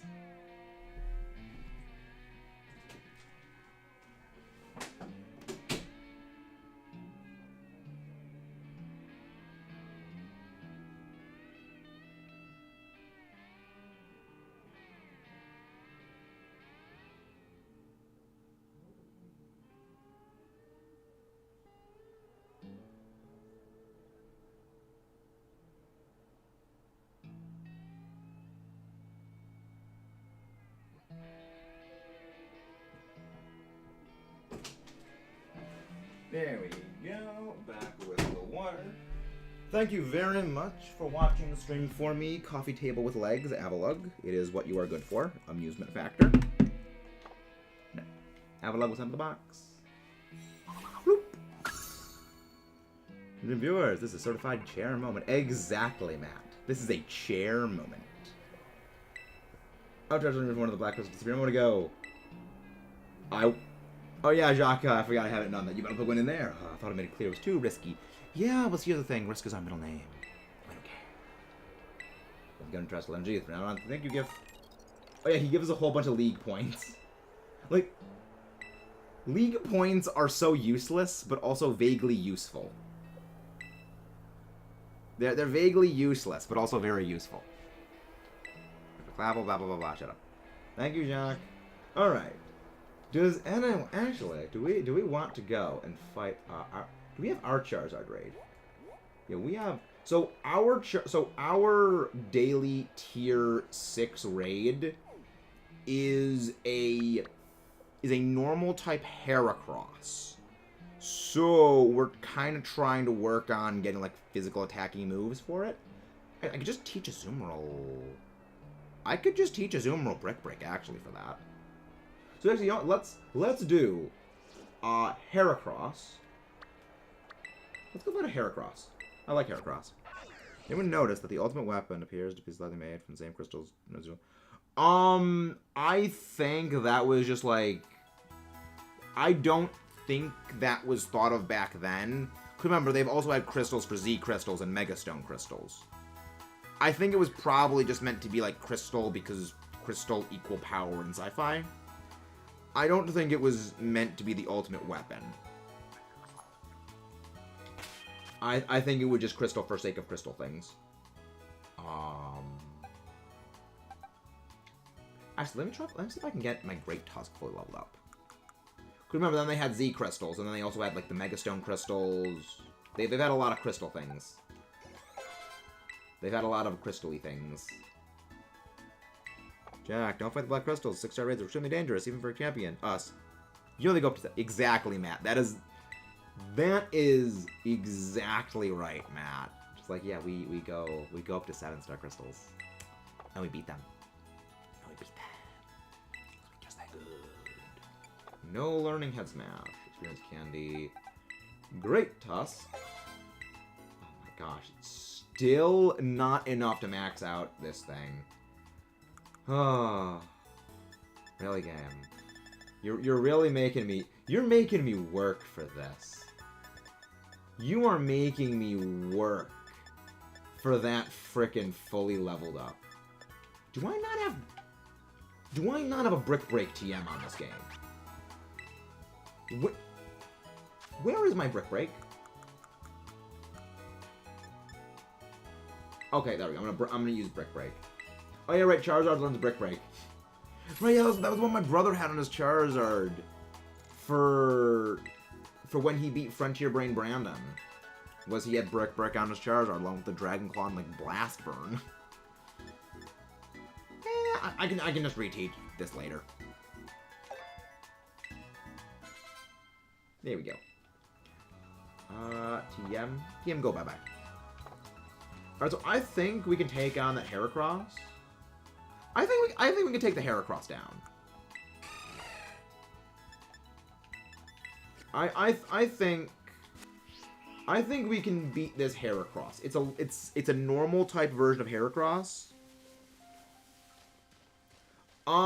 Nothing, because they never released it. Yeah, they never released Eternal Flower Floette, which, like, I don't know. It's like, I worry if they gave Eternal Flower Floette a permanent release. If that thing got access to Eviolite, that would be a little terrifying.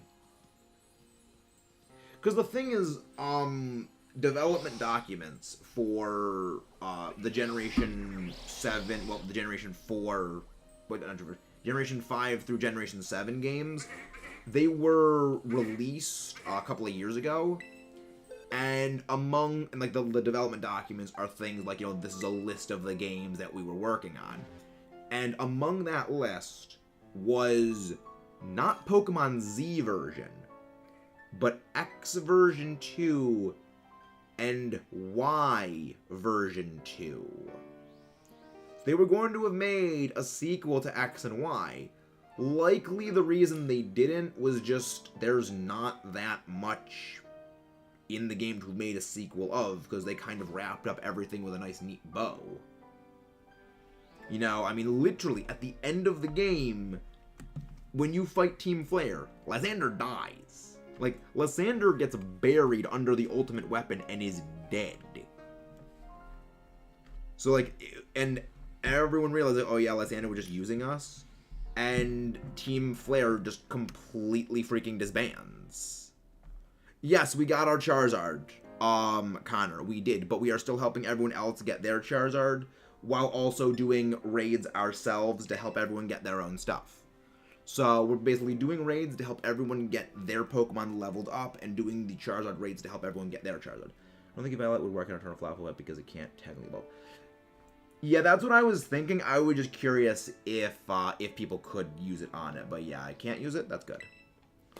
But yeah. Nice. You did it yourself. Nice.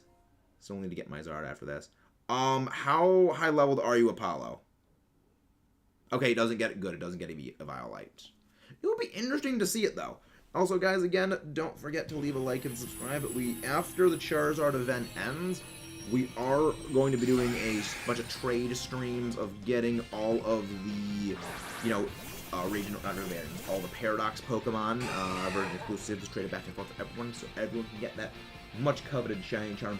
Also, I love how the Terrastal Crystal is on its head, not the top of its horn. I love that.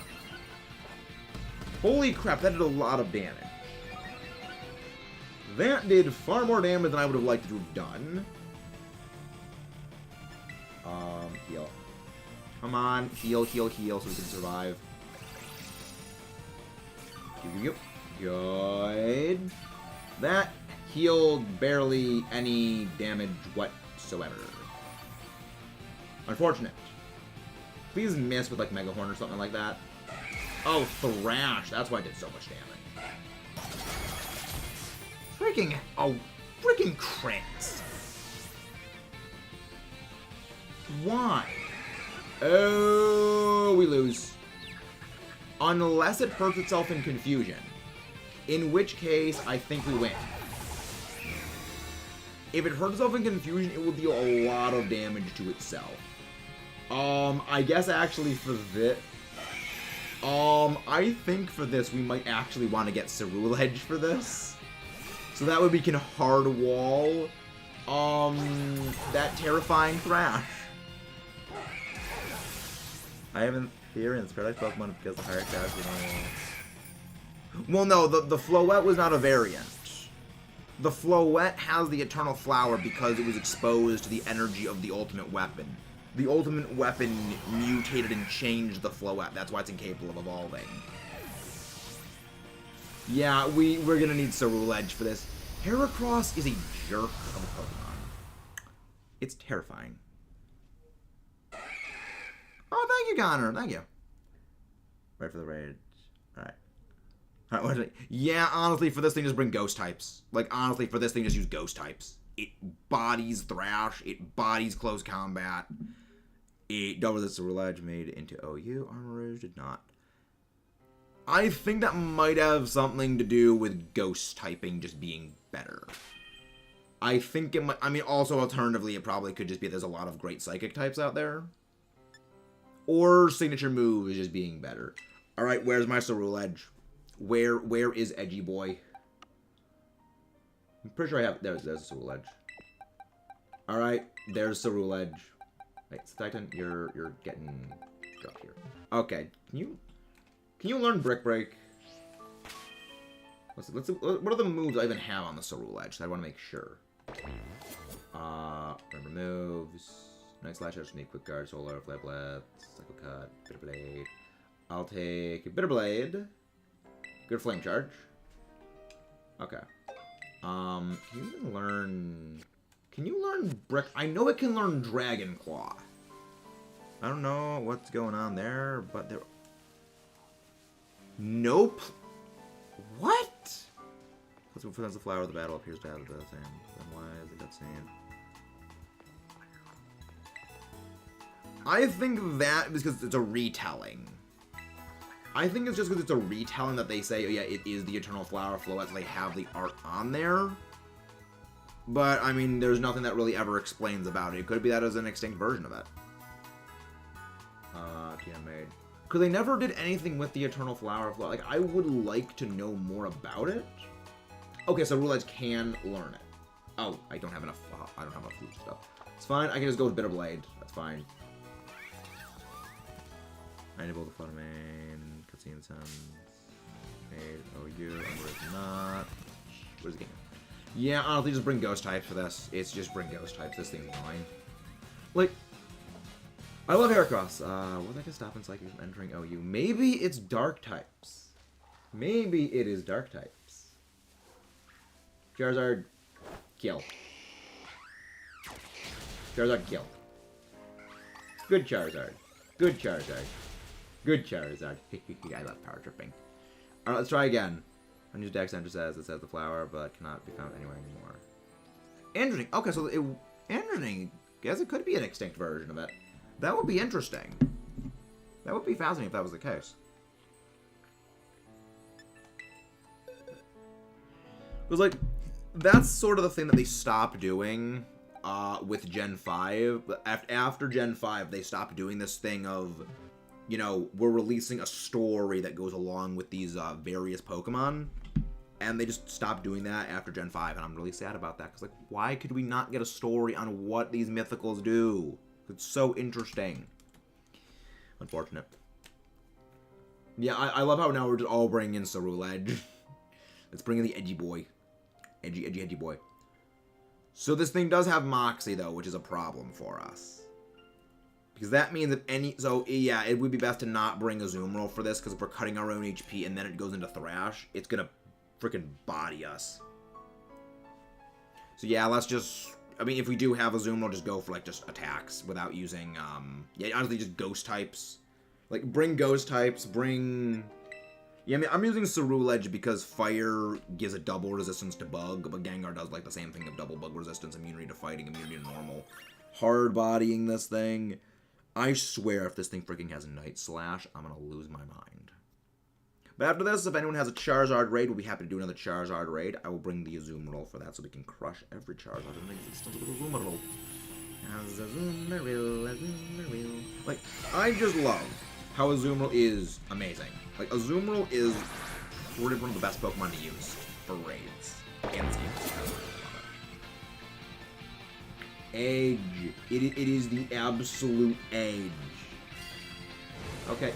Oh, maybe that's why it did so much damage. Because it used Leer. Okay, that would explain why Thrash did so much damage, just by not being stabbed. Freaking heck. That was double resisted. That was double resisted.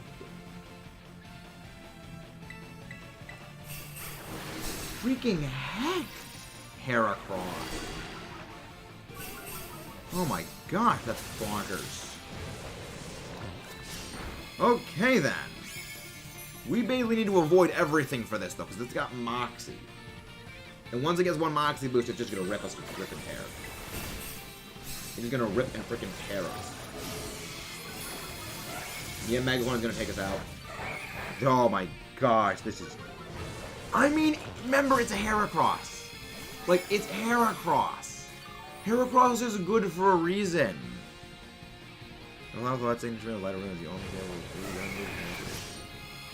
Interesting. Yeah, that I did know. I mean, I'm not sure we're even gonna be able to beat this thing. Like, I'll be real. You know what? I'm gonna try and burn it. We need to avoid these hits, or at least, like, burn this thing. Because, like, we need to burn this thing. Otherwise, it's going to keep just doing so much damage. Alternatively, if someone had, like, Charm or some sort of attack reduction, that would help. My Terra type is a Ghost. Honestly, it would probably be best if you tear it into Ghost, because that way you're just immune to, you're immune to the most damaging things. Oh, game froze? But now that I'm looking at it, there's an absurd number of Dark types. Yeah, it's probably Dark type. It's probably to do with the Dark types. Honestly, if you Terrestrialize even into Ghost types, you still do bonus damage against the shield. Yeah, I don't think we're going to be able to beat the Heracross. I don't think we'll be able to beat Heracross. Wait. Annihilate. Annihilate exists. Full group of Annihilate would probably be the best way of beating this thing. But yeah, we'll do it later. We'll do it later. Okay.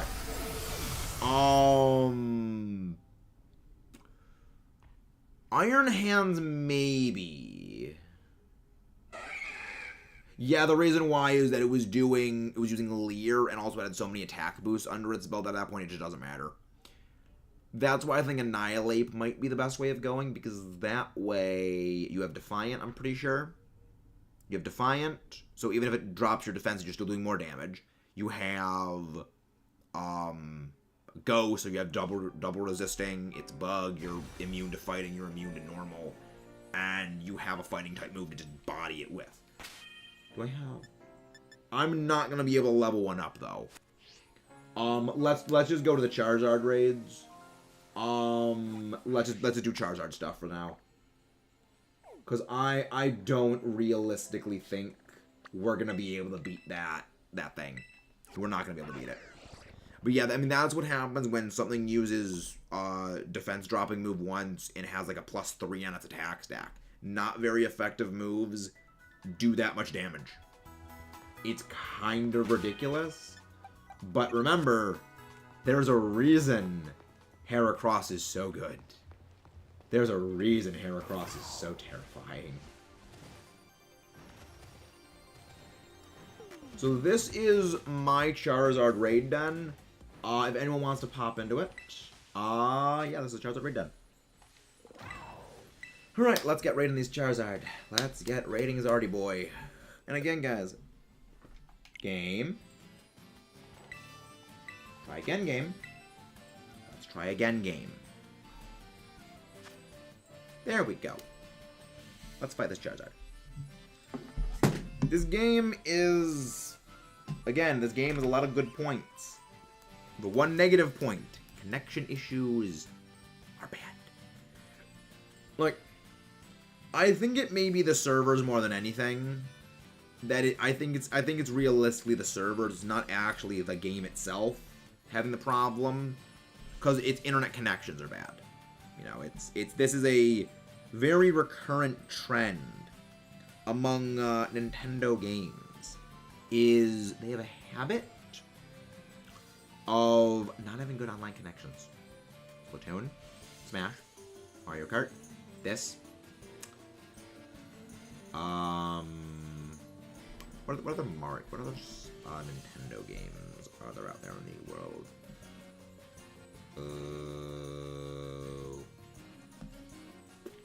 I don't know.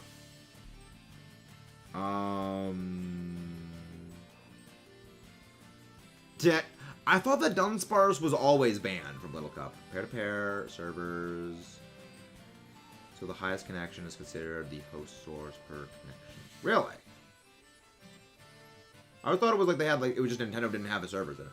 Need to get into competitive, but don't know what Pokemon to build up.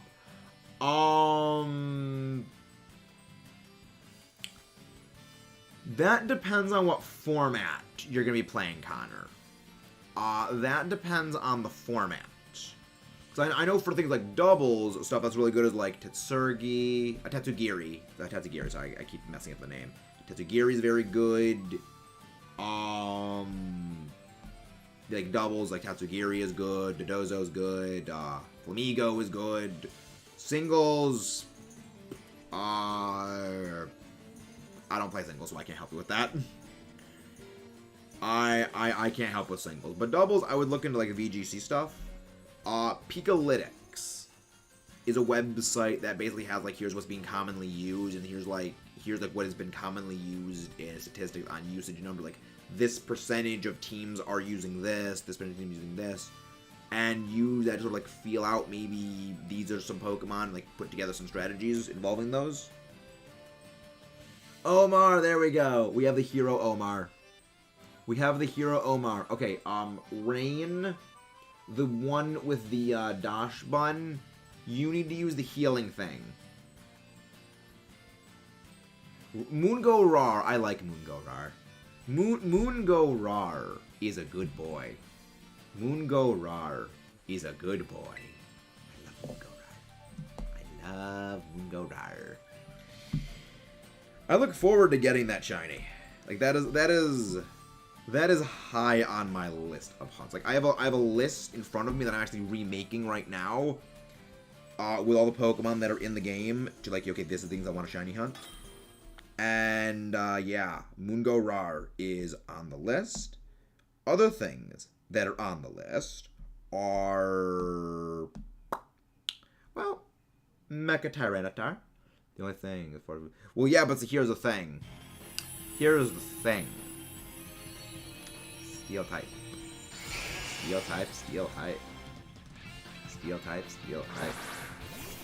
Love it. But you don't really need... Like, just go steel. Go steel. Steel go deal. Oh, shoot, right, I switched my moves around. Oh, yeah, well, big body. Hey, boy. Oh, my freaking hat.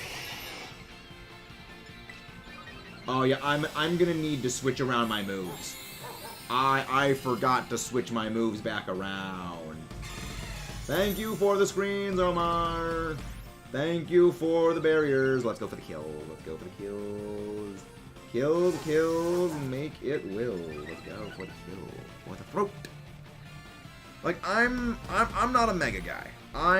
People who know me know that I'm not the biggest fan of Mega Evolutions.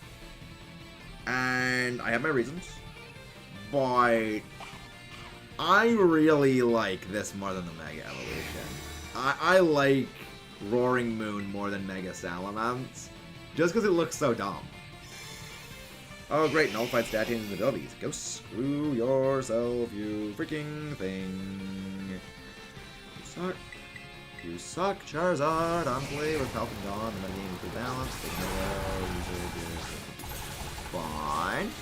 So again, I mean, this is also reason I just play doubles. It's like I like doubles more. It's more fun. I think doubles is fun. Belly drum. We gotta go for the belly drum. Someone do heal. Someone's gotta heal. Yeah, like, screens are so big for this battle.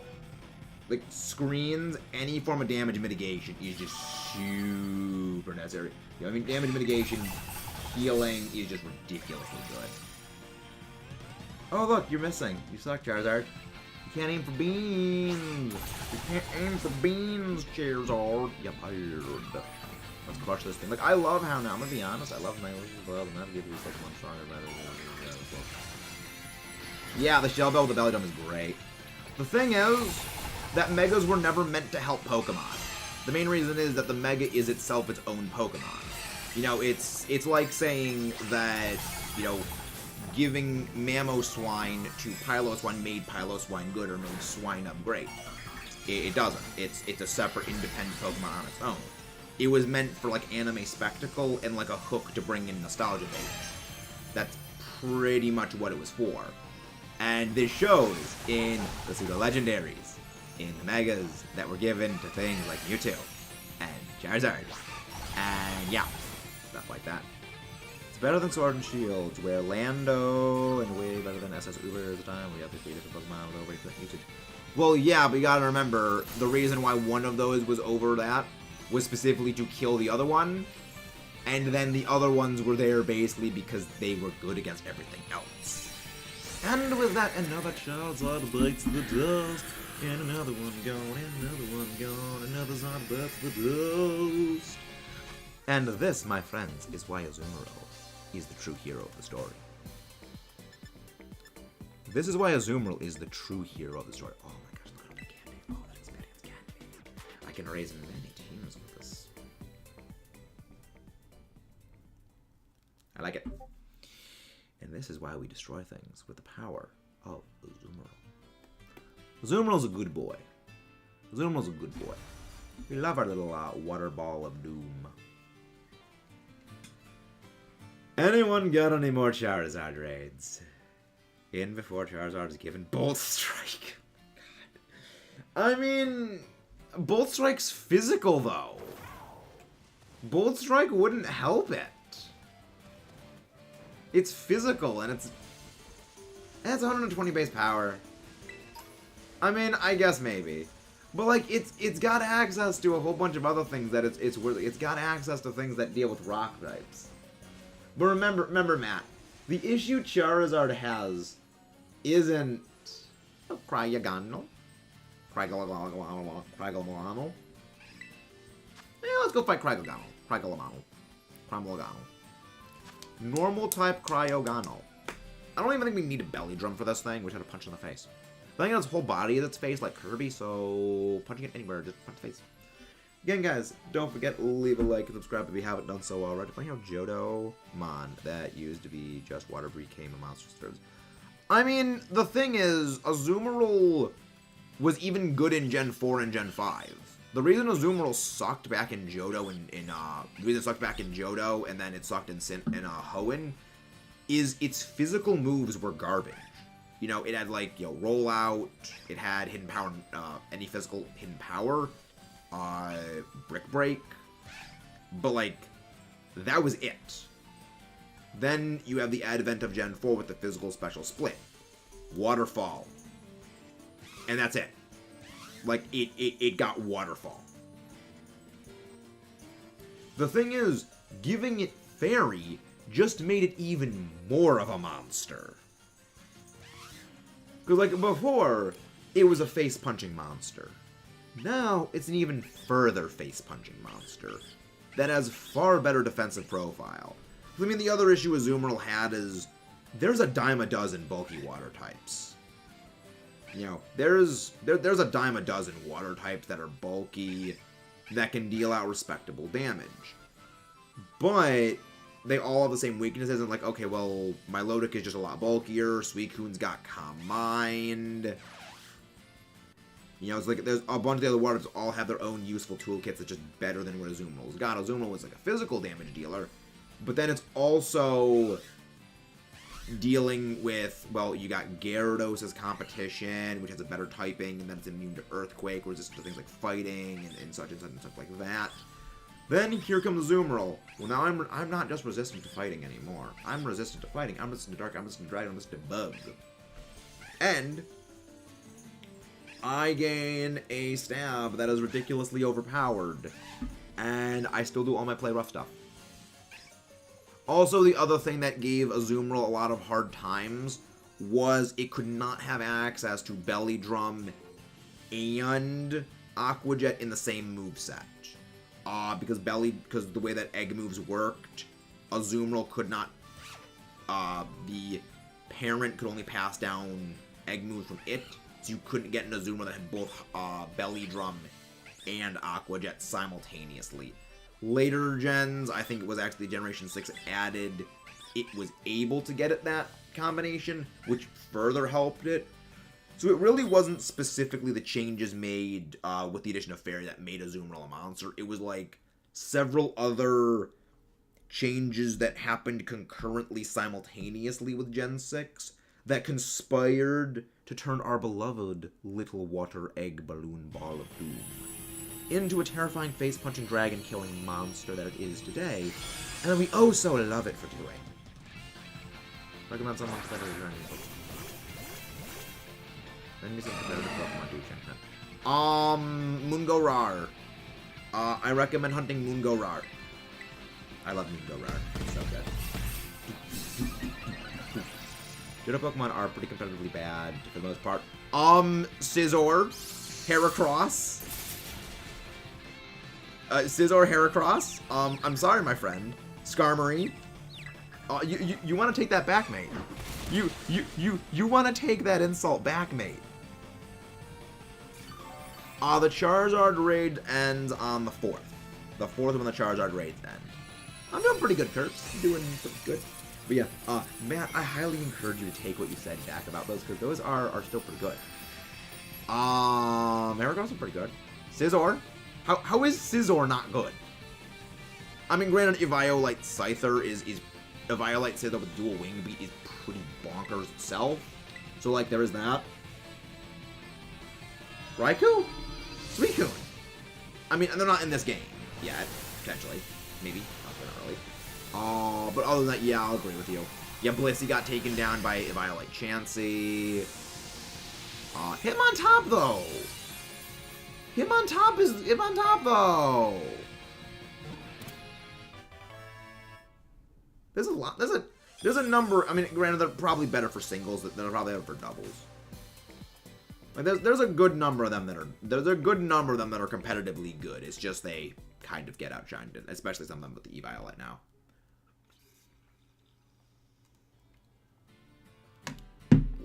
Or they're doubles. I mean, Azumarill. There's good ones. There's good ones. All the Charizard raids were good. We defeated our Charizard, so like we got our Charizard now. Oh, another one to add to the Dex pile of completion. I want to say Pokemon the DLCs are allowed or. I mean, there's a few Pokemon that I'm fairly certain are going to be returning. I'm certain like all the legendaries are coming back. I am 100% certain Alcremie is making a return, exclusively because of this. Exclusively because of that, because that is the way that you evolve Alchemy back in Sword and Shield. So unless they made a completely new way of evolving Alchemy into every single one of its, like, 68 different forms, they're going to need to make a new way of doing that. There's no way they're not going to. If it's Lando, we're gonna strangle something. Ah, yes. Blandurus. Blandurus Therian. Ah, Blando. Blando. Blando, Blando, Blando.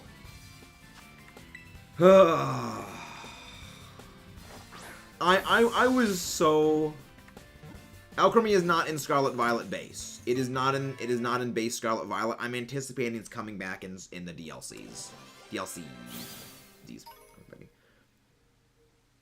I'm aware of the color book legendary. What do you mean that thing? What do you mean color book legendary? Explain. Explain, Matt. Explain, Matt. Hatman. Man of Hats. Explain. Let's see what this ice type raid is. I swear if this ice type raid is nothing good. Here is Scarlet book. Oh, okay, okay. I think I know what you mean. The fusion thingies. The fusion thingies. Yeah, I've seen those.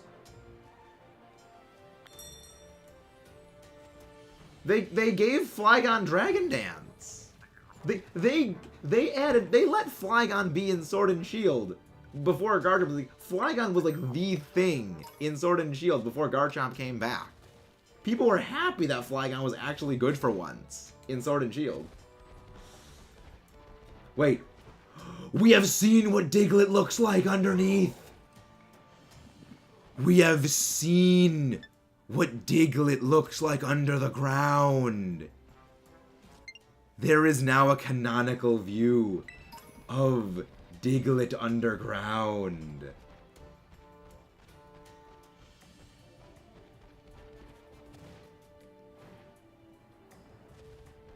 Hey, how you doing, Frog? Stuff's going pretty good. Stuff's going pretty good. Oh, it's Oinky Thing. It's Oinky Thing. I got a shiny of this in the other game. But someone please go grab Frog and Off Slink, please. How are you doing?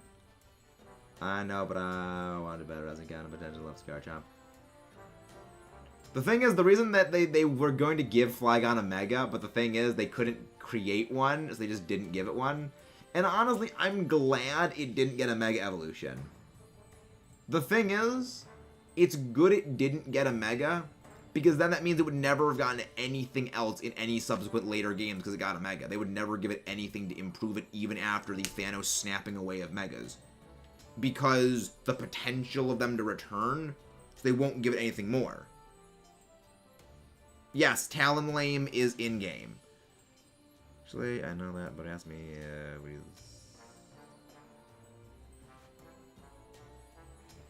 Yeah, Talonflame is unfortunately in Scarlet Violet. Talonflame exists. But at the very least, it just means more stuff to beat up, because I still find it hilarious how Talonflame has a lower attack stat than Amoonguss. Ah, fun. Yeah. Yeah, Charizard, yeah, I despise the fact that Charizard gets stuff. The funny thing is, I actually like Charizard in spite of that, because I actually started to like Charizard after the Mega in the G-Max. Amusingly. Like, that's actually where I actually like Charizard from, because I deliberately used Charizard for the first time after the whole Mega bullshit. So, like, you know what? I'll just give this thing a try. See if maybe on its own, it's actually decent. And it actually did pretty well for me. So, I like it.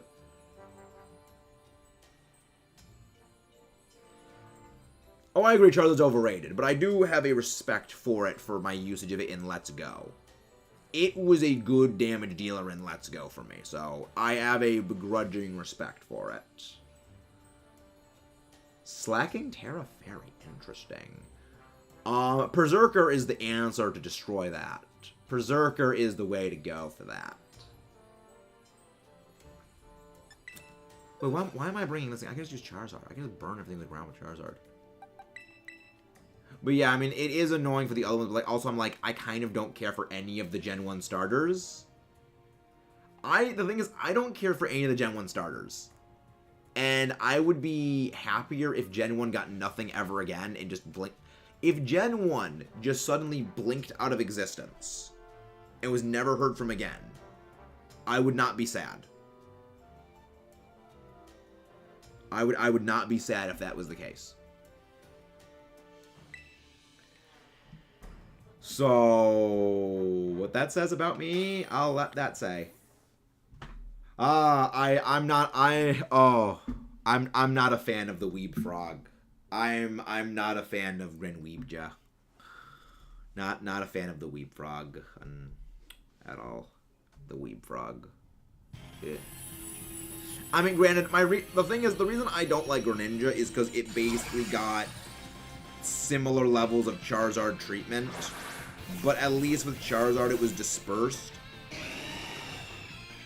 And, because like, here's the amusing thing about Charizard, that we don't really realize this, living as far in the future as we have been, but the reason why Charizard got so much stuff in things like the anime was directly in response, like, the sales numbers of Charizard-related things in Japan. We don't really realize, but wait, the anime came out, like, 2, 3, 4 years after the games. Wait, we got rated! Hey, welcome in, Genesis Wesley. How are you doing? Welcome in, Evie Queen, Becky Lynn Gaming, Allison, Galaxy. Welcome in, everyone. Welcome in, Oscar Tron. How are you doing? Ranger returns. Oh, that's good. But yeah, welcome in, everyone. Hope you guys are doing well. Thank you guys for coming in with that raid. We're just doing the Charizard Terra Star raids as well as the other raids around the region. Come on, mods, please go grab Wesley's link, and thank you very much, everyone. If you guys have not done so already, please do not forget to leave a like and subscribe to me, as well as go subscribe to Genesis Wesley, as well as any other kind of characters that came in. Also, we have a link to our Discord in the description below if you guys would like to join in and pop in for that. We do all kinds of stuff here. Shiny channel. We do shiny hunting, Nuzlocke on occasion. We just finished wrapping up a Soul Link with Fusro Dab earlier today, so highly recommend checking that out. We also do other stuff. We've been playing Legend of Zelda Games Blind, and we're going to be playing Metroid Dread Blind soon. And also play Splatoon and stuff like that. Oh, nice! Flip the junk. From Pokemon Scarlet and Violet, so, Miles. Nice! Round of applause for Wesley. Also, can someone please go grab Wesley's link, please? Do I have to do everything myself here, guys? Mods! You have one job. You have one job, moderators, and it is to grab links. While I am doing raids and things. Thank you. I will have to do it myself. Fine, I'll do it myself. There we go. Here, give me the bottom there. Oh, I don't disagree, Mudkip. I don't disagree. I mean, I just have a liking for Charizard because I used it in a playthrough I did of Let's Go, and it was like, it carried. The stream has been great. We got our Charizard. Well, the thing is, this is my second Charizard. I have both Scarlet and Violet, and I made a promise to a friend who is unable to play the game during this event because they're actually on their wedding and honeymoon. And their favorite Pokemon is Charizard, so they asked me, you know, could you get me Charizard for me because it's their favorite Pokemon? And I couldn't say no to them. And I vaguely regretted it until we got this amazing lineup of just literally throw a Azumarill at everything and beat everything to death with the adorable Egg of Doom.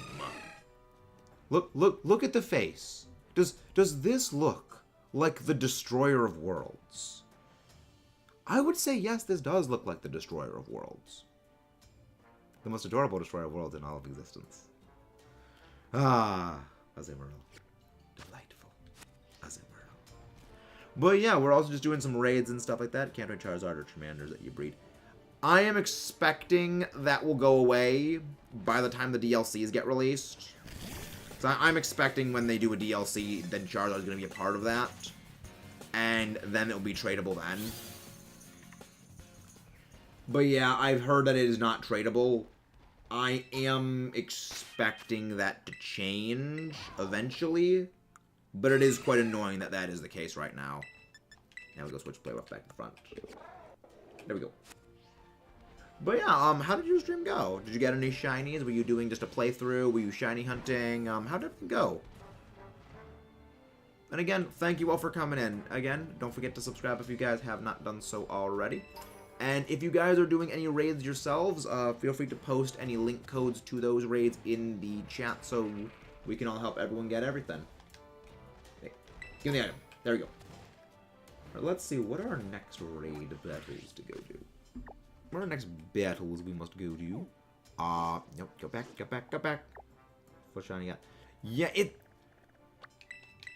it's very hard sometimes to tell what shinies are. Like, if they are shiny or not. Because I know that I found a shiny Gulpin just because it looked a little different. Hey, Cobra! How are you doing, Hesitated Cobra? How have you been? Thank you very much for coming in with that raid. Again, guys, please don't forget to leave a like and subscribe if you haven't done so already. But how is everything with everyone? And yes, Azumarill is the adorable destroyer of worlds. That Armageddon bringer of adorableness. The watery wrecker of faces. Oh, the day's going very well. We got our Charizard. Both of my files now have their Charizard. We're helping everyone get their Charizard and helping everyone do everyone's raids. Slowpoke's shiny doesn't change all that much, if I recall correctly. It gets, like, slightly more pale, I think. Oh, Mimikyu raid. Mimikyu's a rare one. So, if you guys are looking for Mimikyu for your dex completion, it'd be good to join in for this. What do I got for this? What do I got? This is flying type Mimikyu. Flying type Mimikyu. Should I go? I mean, it's not level 100, it's level 71. What do I got that's good against flying? I don't really have anything good against flying. I mean, again, we can just go punch everything. We'll just punch everything with Azumarill. We'll just punch things with Azumarill. Yeah, honestly, like, Masuda method is probably my preferred method for shiny hunting in this game. We tried to order a new... Oh, I mean, I wouldn't... Azumarill is the adorable destroyer of worlds. Azumarill does not look like the face of mercy. It looks like it just wants to cause destruction. What do you mean, fix Combuskin and Sword and Shield? There was something wrong with Combuskin and Sword and Shield? I don't think they will fix shinies in this game. Unless you mean, like, they add sparkles, they add some sort of animation to signify a shiny. Which I hope that they do that. But I'm not expecting them, because it feels too intentional to not have a shiny, like, sparkle notification around anything. It just feels far too intentional to have been just something they just didn't do. The changing Combuskin shiny to be more dark. Oh, interesting. Yeah, I mean, others acceptable box. What? They fixed the box. What do you mean? Like do you mean like the box loading times? Yeah, the box loading time is bad. Like the box loading is very, very bad. I think that they're gonna fix the box loading though, mostly because they don't have like a mass select tool. You know, I hope that they fix the box, but when not sure. You head out, do it right. Thank you very much, Wesley. Thank you very much for that. Have a good day. But yeah, like, the thing is, that's the only, like, poorly programmed optimization in the entire game. I will say that is a problem. I don't mind the poorly disguised loading between transition to trainer battles, the poorly disguised transition between certain areas that need a lot of time to reload. I don't really mind even the mass slowdown that water brings when you're just near water. I don't mind that. Because I know the game is just slowing down because it's just intensive loading everything. But the box, that I think is a problem because you can't just sort through everything at a glance. It's you can't just sort through everything quickly. Just like, okay, that's there, that's there, that's there, that's there. I'm looking for this thing. Spinarak doesn't break none of the. Why is it always my kneecaps, Mudkip? Also, can we please appreciate the fact that Mimikyu's hat only comes out of one ear? Can we please appreciate the fact that Mimikyu is just permanently adorable? We love Mimikyu. Mimi cursed you. Oh, crap, right, you have Woodhammer. I forgot you have Woodhammer. Right, because its tail is just a block of wood. Yeah, its tail's like a block of wood that it just hits you with. Oh, Mimikyu, you are... Wow! Just, yep. Gone. Just deleted.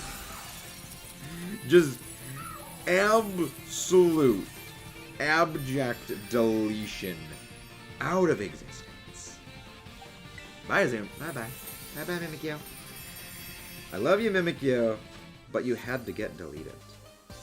But you had to get deleted, Mimikyu. Just bonk. It's just bonk mode. Though, I mean, I guess Tinkaton would be just absolute bonk because it's just got a hammer. Can we please? My last wild shiny, it was a random shiny Dracloak at Lake of Outrage in Sword and Shield. Nice. I mean, I've had 3 full odds shinies in this game. Oinkologne in descending order of recentness. So the most recent was Oinkologne, then Pawmi, then the first one I got of the game was a day 1 shiny Gulpin. Imagine Tinkaton attack. I mean, I think the reason Tinkaton doesn't have that high of an attack stat is because its stats are very good for special defense and speed. You know, it has a very, very high speed for what its other stats are, and has extremely high special defense. Plus, Gigaton Hammer is 160 base power, which is just kind of terrifying. Like, I mean, that's the thing about Tinkaton that I love. It isn't so much it is a good Pokemon. It's good, it's very strong, and it does great for me when I need to battle. It's more so the pure humor of this tiny little thing pulling out a giant freaking hammer and just bludgeoning to death everything in its path. I love that. It's just too amusing. Like, I love my Pokemon that are great for battles, but you sometimes just need something silly like that. Someone said they needed ground-type Terra Shards. Who is the one that said they needed ground Terra Shards? Because we got a ground-type thing right here. Aqua Tail, Liquidation. Where's Liquidation? Wait, really? Liquidation's a TM. Liquidation was a TM. Really? Baddock, Trailblaze, Blue Water, Snarl Swift, do, Basic Voltage, no Escape.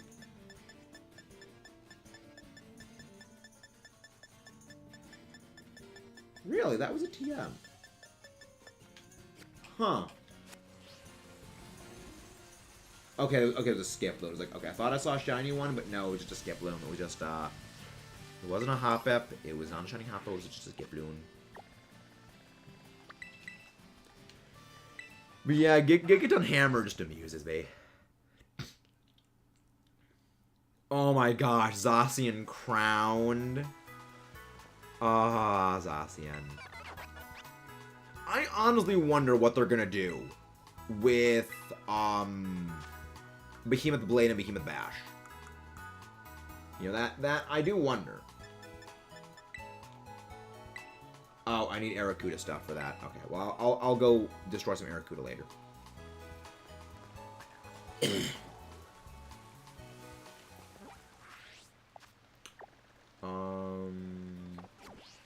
Round over here. I mean, I'm not really certain the nerf to Zacian Crown is going to be too drastic. I'm not sure it's going to be that drastic.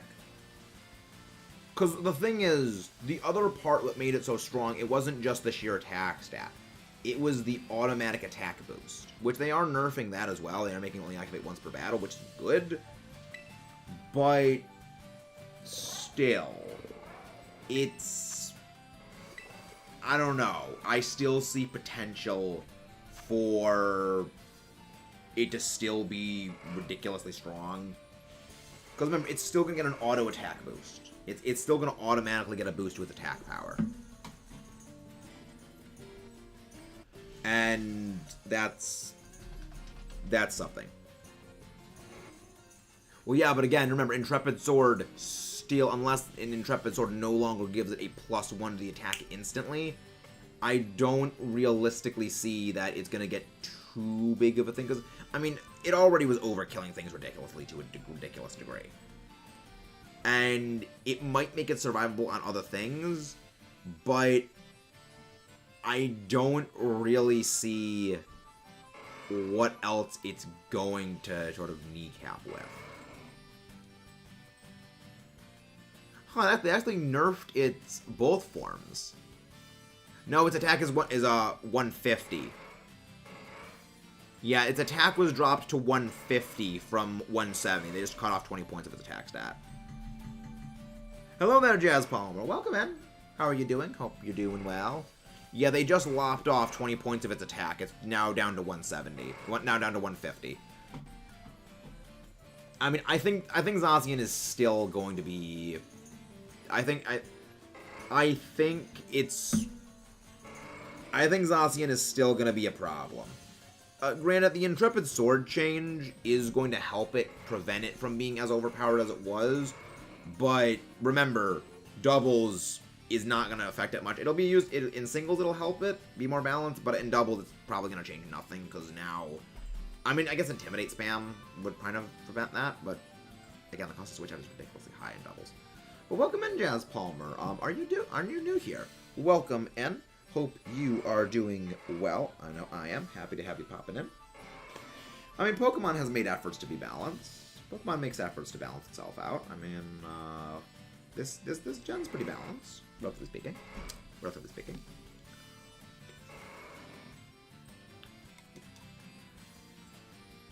Isn't that ideal? I mean, I agree, but the thing is, it's not going to help it much for doubles, which is the thing. Because Zacian is still likely going to be just as destructive in doubles as it was in singles. Well, destructive as doubles it was back in Sword and Shield than it's going to be nowadays.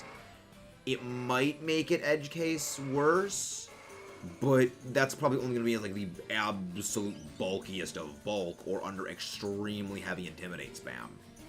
Which, I mean, Intimidate spam was a way to beat Zacian anyway, so it's kind of the same solution to the same problem, doesn't really change the problem all that much. I mean, it'll still help. Because now if you bring it in again... I mean, it's not going to be as much of a lead-off play anymore, because now it's probably going to not come out in the lead immediately, which is good. It does help. But I don't realistically see all that much of a change for Zacian. They managed to keep double viability bulk every single insanity. I mean, it might be a little bit curved in single. It might be a little curved in doubles. The only thing I can really see is it's just not going to be as lead insane, where you're just not going to spam it for the lead and then just swap out. That's really the only thing I can see. I'd like Pokemon to be more across the villager, catch a shark that's put in pull string. I mean, that's what the Old Rod does. I mean, that's what happens when you use the Old Rod. Hey, welcome in. Happy to have you here. Like the Pokemon stream in the background. Ready? Oh, really? So you shiny hunt yourself, Jazz? Hope you leave a like and subscribe, because we do shiny hunting ourselves. That's a little bit of what we are doing presently. We are filling out the Pokedex, and we are shiny hunting in addition to, well, dex filling, battling, and doing raids. We're doing like 7 things all simultaneously in these streams. We do a lot. But welcome in. Hope you're doing well. But yeah, we'll do a lot of other stuff. We do Legend of Zelda stuff, Metroid. We're going to be playing Super Mario Odyssey blind soon, so that's going to be fun. Let's play Splatoon. We are going to be getting back to playing Splatoon later, though. We are going to be getting back to playing that later because Big Run is coming. That could be fun. Okay then. Did you guys hear that or not? Did you guys hear that or no? Is that just me? I mean, I heard that, but I wonder if the mic picked that up or not. Okay, it seems like there's no one else going to be popping in for these raids. It seems the person who needed the ground-type Charizards is no longer present, so we'll be doing that. But how has you, have you been doing the Charizard event, Jazz? Ha! You're funny, Mudkip. You're not funny. You're not funny, Mudkip. You're not funny at all. Oh, this is delightful. This is highly delightful. I think we should be fine with this. The packs! Oh yeah, right, the Spoon Wizard was mad that Toxapex came back. Yes, Spoon Wizard. No, no, no, no, I'm glad it's back. It was fun. I'm glad it's fun. The packs is fun. Though I am a little surprised that Ferrothorn didn't make a return. I'm a little surprised we didn't get Return of Ferrothorn. Oh, thank you very much, Jazz. Thank you. Of course I'm now confused. Of course I'm now confused. If I hurt myself, I'm dead.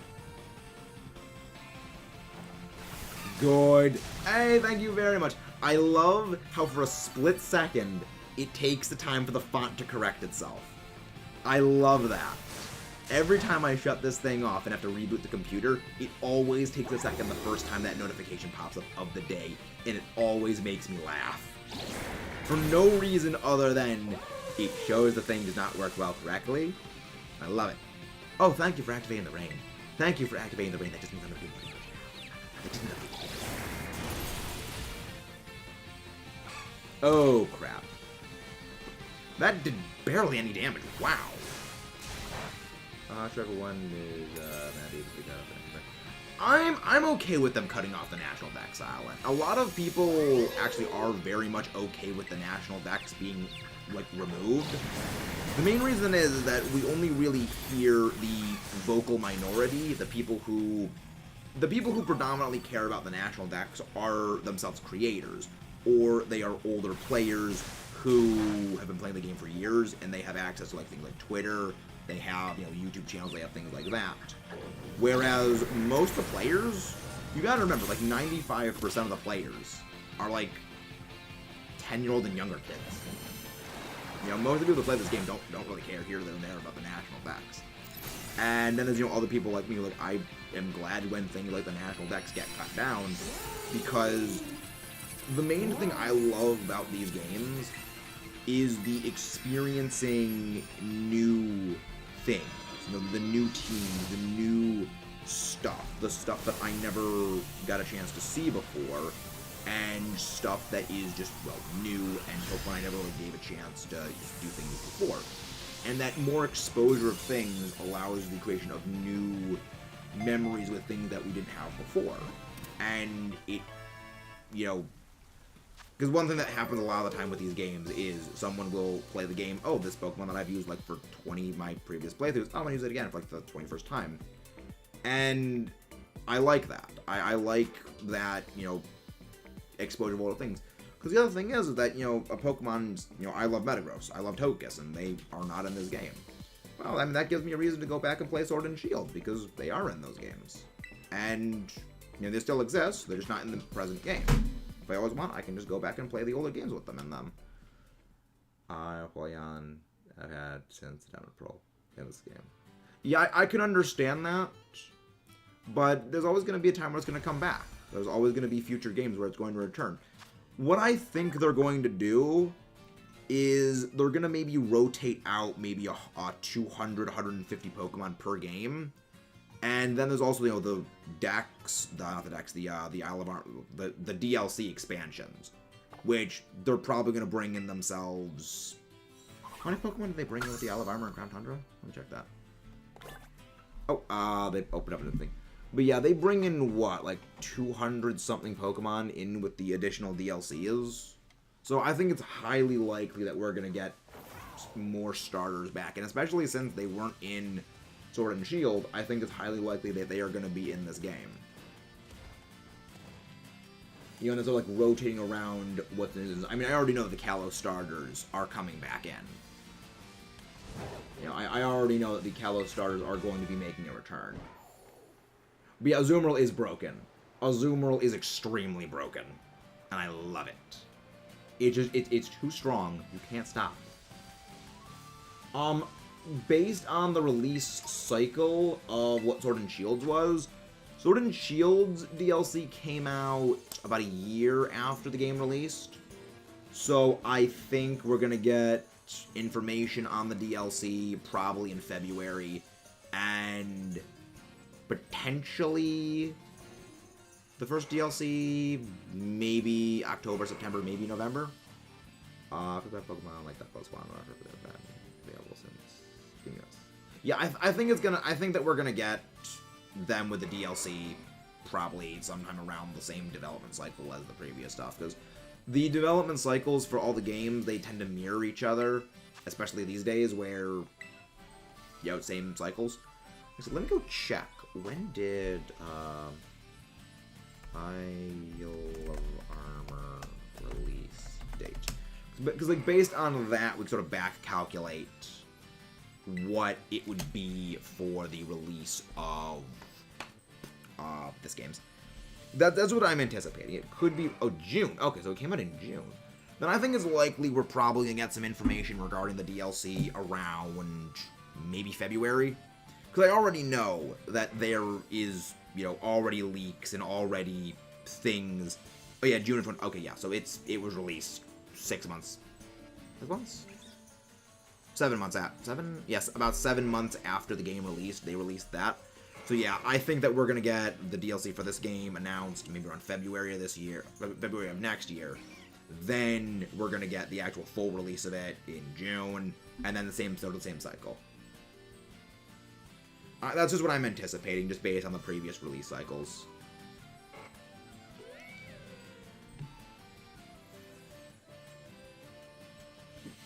That's kind of the thing about the newer games, is they're all made to mirror every single release cycle later on.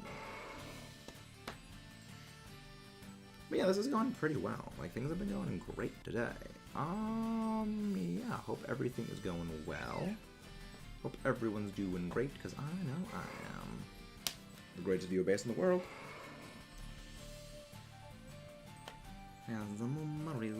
Because, like, I find Azumarill to be amusing. We're also making a video in the future about the best Pokemon used for best Pokemon used for Terra raids, and number 1 and number 2, they're tied at number 1 and 2. For the list is actually Iron Hands and Azumarill. It's ridiculous how good they are. But as for damage dealers, for disruption tech, it's Grimmsnarl. Grimmsnarl's number 1. I can't stop Grimmsnarl. It's so good. Like, the fact that Grimmsnarl gets such a ridiculously good disruption kit, it gets access to special attack reduction, physical attack reduction, screens, taunt, Thunder Wave, and just... basically, if there is something you want done to the enemy, pretty much Grimmsnarl can do it. It's kind of amazing. It's sort of like a non-lethal counterpart to Azumarill, where Azumarill is just basically good to damage everything. Eternal Flower Flood probably won't be available until January. I don't think we're ever going to get Eternal Flower Float. I'll be realistic. I would say that Veluza or Slowbro are better than each other. It just depends on the purpose, because they're very, very different in terms of what they do. I would say, depending on the purpose, one would be better. Like, if you want a damage dealer, Veluza's better. But if you want something that's bulky, you're gonna obviously want Slowbro over that. I do not have the King's Rock in this game. I also don't have a Slowpoke in this game, amusingly. But you actually can get Slow King from 5-star Terra raids. Like, that's one of the things that I like that this game continued from Sword and Shield that didn't just abandon immediately, was you can get the trade evolution and trade item evolution by Terra raids. That was the greatest change I've made. Does anyone have a Charizard raid? Does anyone here have Charizard Terra Rage? Because, if possible, I would be able to join in. I still have my Zoom roll for destroying them. Play away. Fish. Fish, go fish. Fish. Oh, you still have your Charizard Raid Alpha? Alright. Alright, what's that? Hey, nice work, Jake. Nice work getting them shiny. What I don't know. You don't need a Shelter to get the Slowbro. You just need to level it up. The way Slowbro evolves is just it just level it up and then it just gets the thing. It's weird. Ah, the days of Gen 1, where things were very bonkers back then. The days of Gen 1, where evolutions made absolutely no sense at all. I don't miss the days of Gen 1. I don't miss them. They just amuse me with the way some things work in them.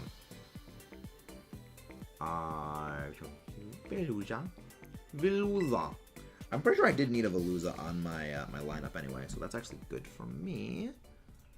Cause I had Veluza on my main team for the Violet playthrough. I need one for this. Yeah, I would say everything is better than Gen 1 Alpha. I would... Actually, I redact that. Gen 6, I would say, is worse than Gen 1. I redact that. I would say Gen 1 is the second worst. But yeah, I think Gen 8 was actually really good. I would rate Gen 8 above Gen 4, I'll be honest. Mostly because Gen 8 didn't lock out all the new Pokemon that they added that were evolutions until post-game. Which is kind of my favorite thing about Gen 4 when looking back is they added all of these new evolutions. I actually counted it up. They added like 27 evolutions of old Pokemon in Gen 4. The amount of them you can get access to in the main story of Diamond and Pearl, you can count on one hand.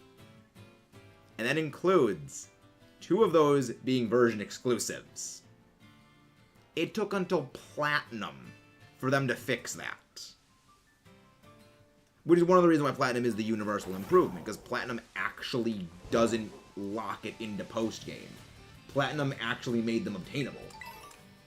Which is why I'm glad that when they released BDSP, they actually made it so you can get almost all the evolutions, like one of them is locked into post-game, just at any point because they're in the Grand Underground.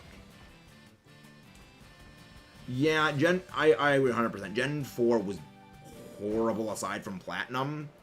And realistically, the only reason Platinum is better than the other 2 is that Platinum fixed issues that existed in Diamond Pearl. But it itself does have some of the other issues, namely its inefficiency and the slowness of the game were a bit problematic. Yeah, for those who don't know, the reason why it is that Generation 4 is such a slow game to move place to place in is the games were very, very inefficient with the way they dealt with basically dealt with data. Is that it took a lot of information to load everything because it just didn't do things efficiently. A lot actually like this game, where the efficiency at which the game loads things is just garbage. So that's why you move so slow. That's why the health bar scrolls so slowly. It took so much time to do everything that they just had to slow the game down so the game wouldn't basically rip itself apart. And that's why just Gen 5 stands out so much. It was so much faster because they actually made it efficient. I got Platinum Remake along with Legends. Not exactly. That is a very common misconception. Giratina is actually based on this centipede thing from a Japanese folktale. Something with rice, I believe. It's like a centipede thing. It's just a centipede that exists. And oftentimes that gets conflated with a lot of other things in other mythologies. But yeah, it's just a folktale giant centipede. It's kind of funny how misinfo about that gets spread around. I mean, Legends did not help it. Legends did not help that at all. But I feel that Legends was almost a bit of a fan game. Because, I mean, Legends was a prototype for this game, so there also is that.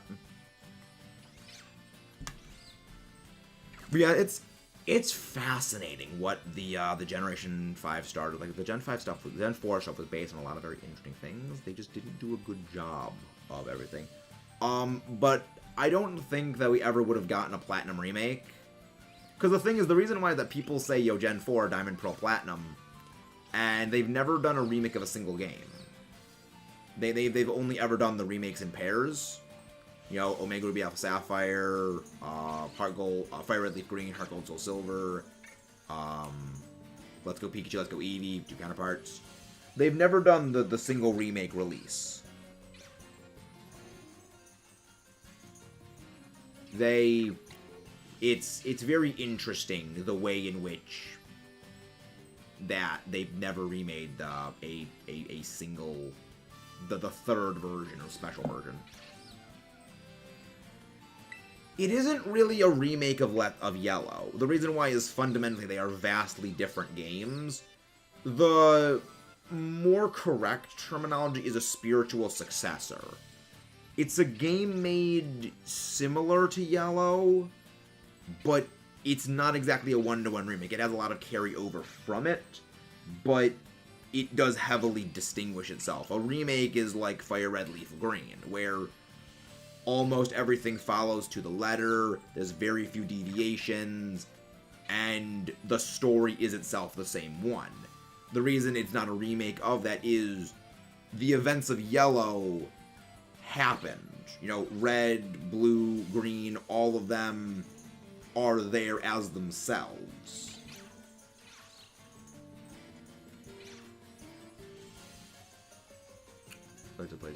Yeah, Gen 5 is a great, like, Gen 5 used to be my favorite gen, I'll be honest.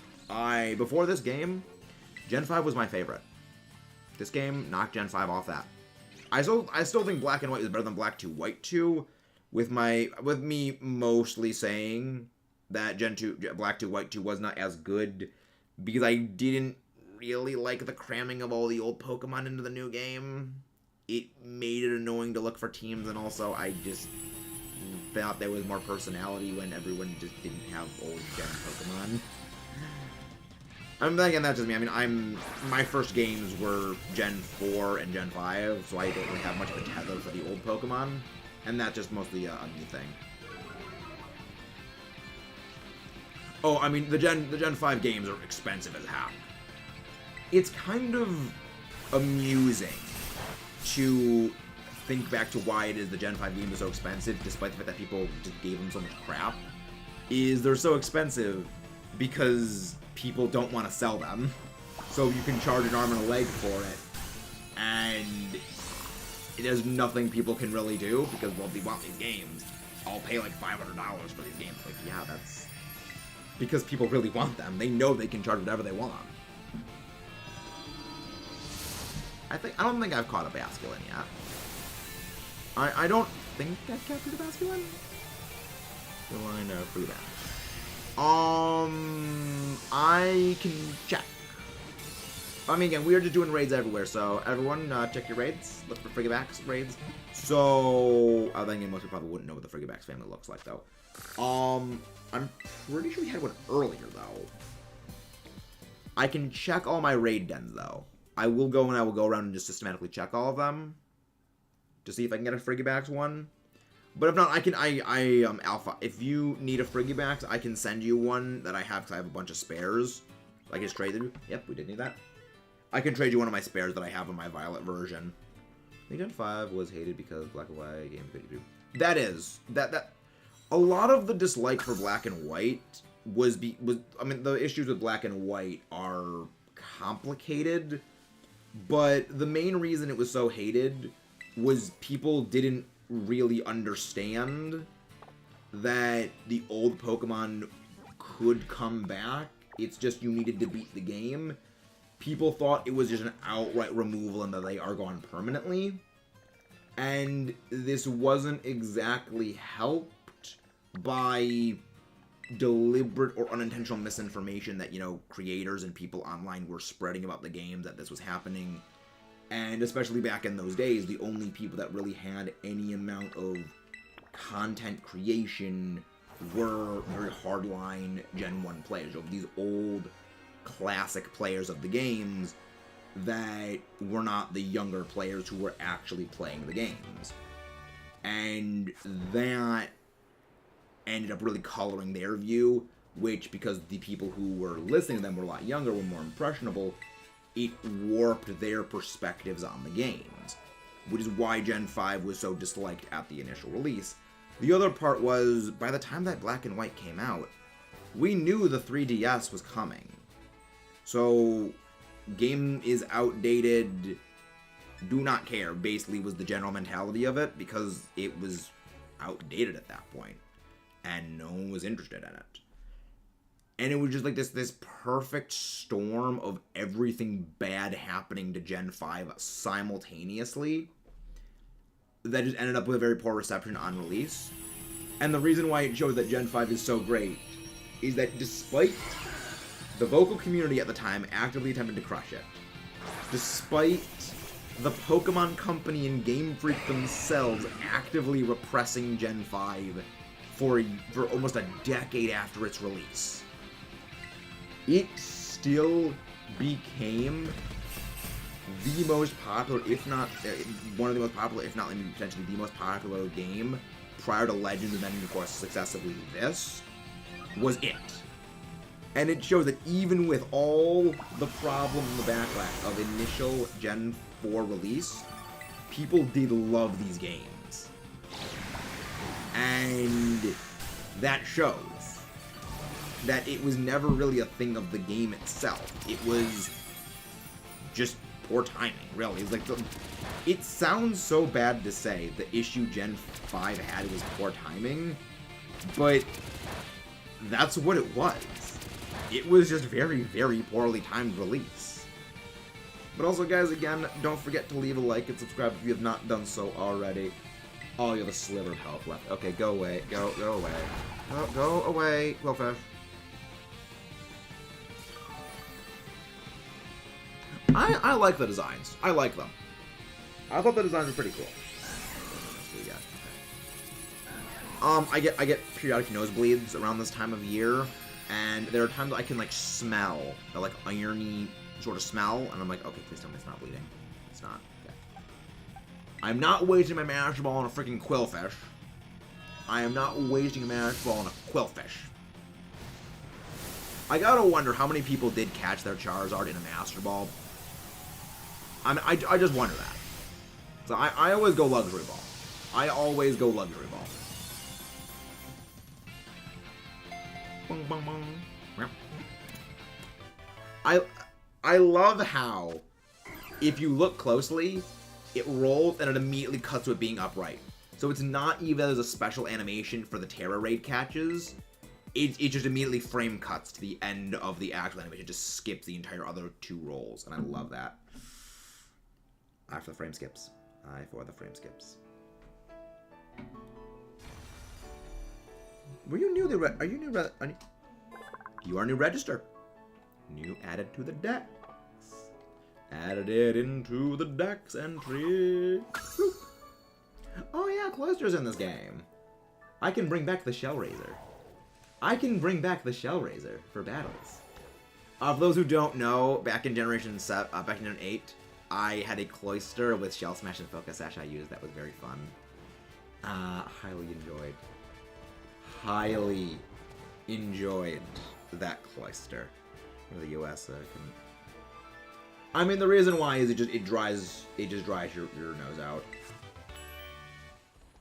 Ew, takedown. Yeah. Oh yeah, Staravia's in the game. Oh yeah, Staravia, you're in the game. Ooh, Staravia. Alright. It is time for dinner, so I'll be back in probably like 10 minutes. Dinner. So let's look at 10-minute break. Hydrate, dinner, everything. See you guys in a bit. I will be back after food.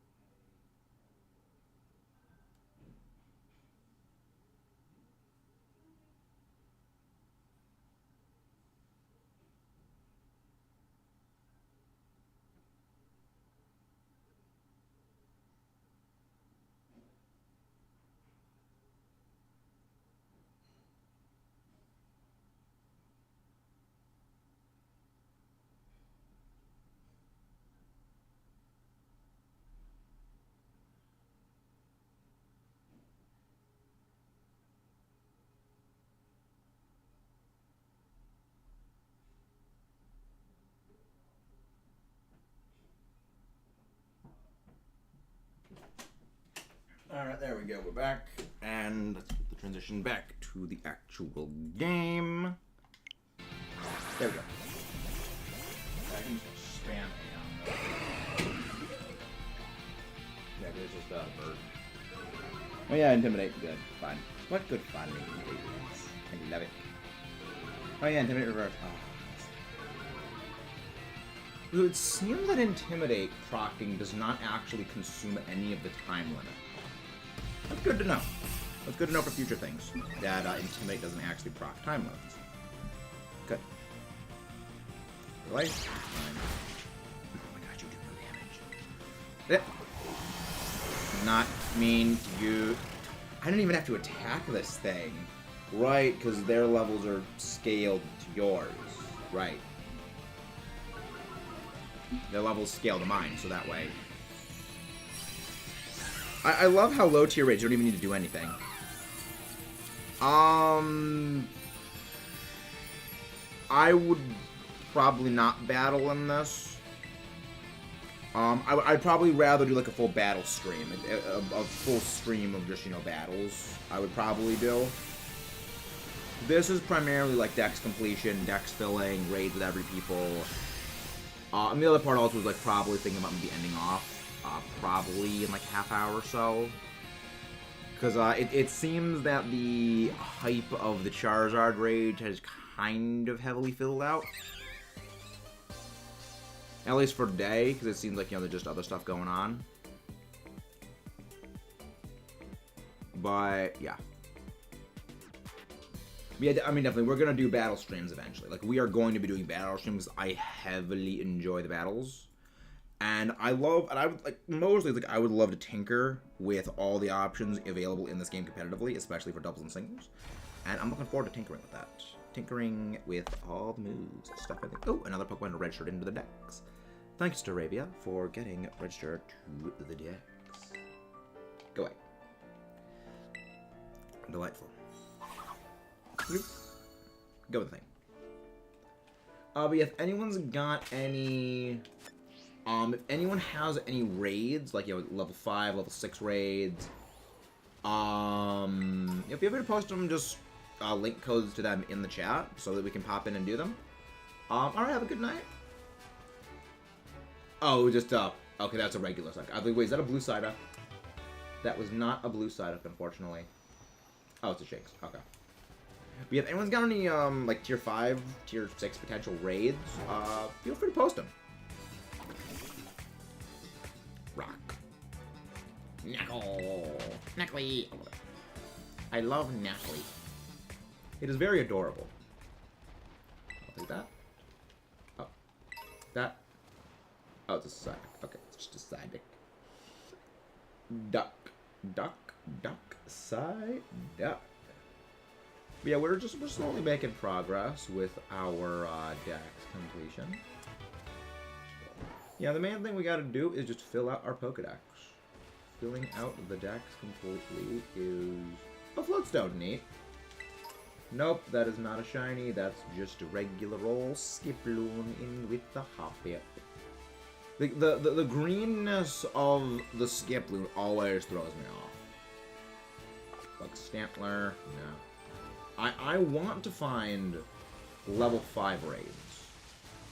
I want to find the level 5 raids, because those are the best stuff.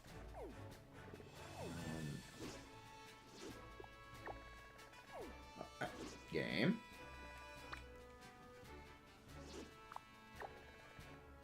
Ooh, there's... Wrong button. There we go. There's a couple of raids over here. A couple of raids over here for us to check out before we clock out for the night. But yeah. Oh, that'll be okay. There's one over here. But yeah, hope everyone's doing well tonight. Glad to have y'all here. Been great today. It's been a good day. Ooh, Vespiquen. Ghost Vespiquen. Do we go Mungo Rar? Do we go Mungo Rar? Shall I bring the Mungo Rar? What's your move, Mungo Rar? You do have Night Slash. Then again, you're not very highly leveled. No, I think we're just gonna stick with Azumarill. I think we should do with Azumarill. Hey, Silvery Chris, how are you doing? Hope you're doing well. Thank you very much for returning today. Oh, the raids have been going fantastic. This is our Scarlet file. Yesterday we were playing the Violet file, and I got my Charizard in this game as well as I got it in the other game, so I have both of my Charizard. I'm super happy about that. And, yeah, so today's been a great day so far. We are gonna be going on a raid soon, though. The stuff has kind of died down a bit. But yeah, never planned to ever stream Mystery Dungeon. Oh, Silent! We actually were streaming the Mystery Dungeon games. I will actually go and grab that playlist.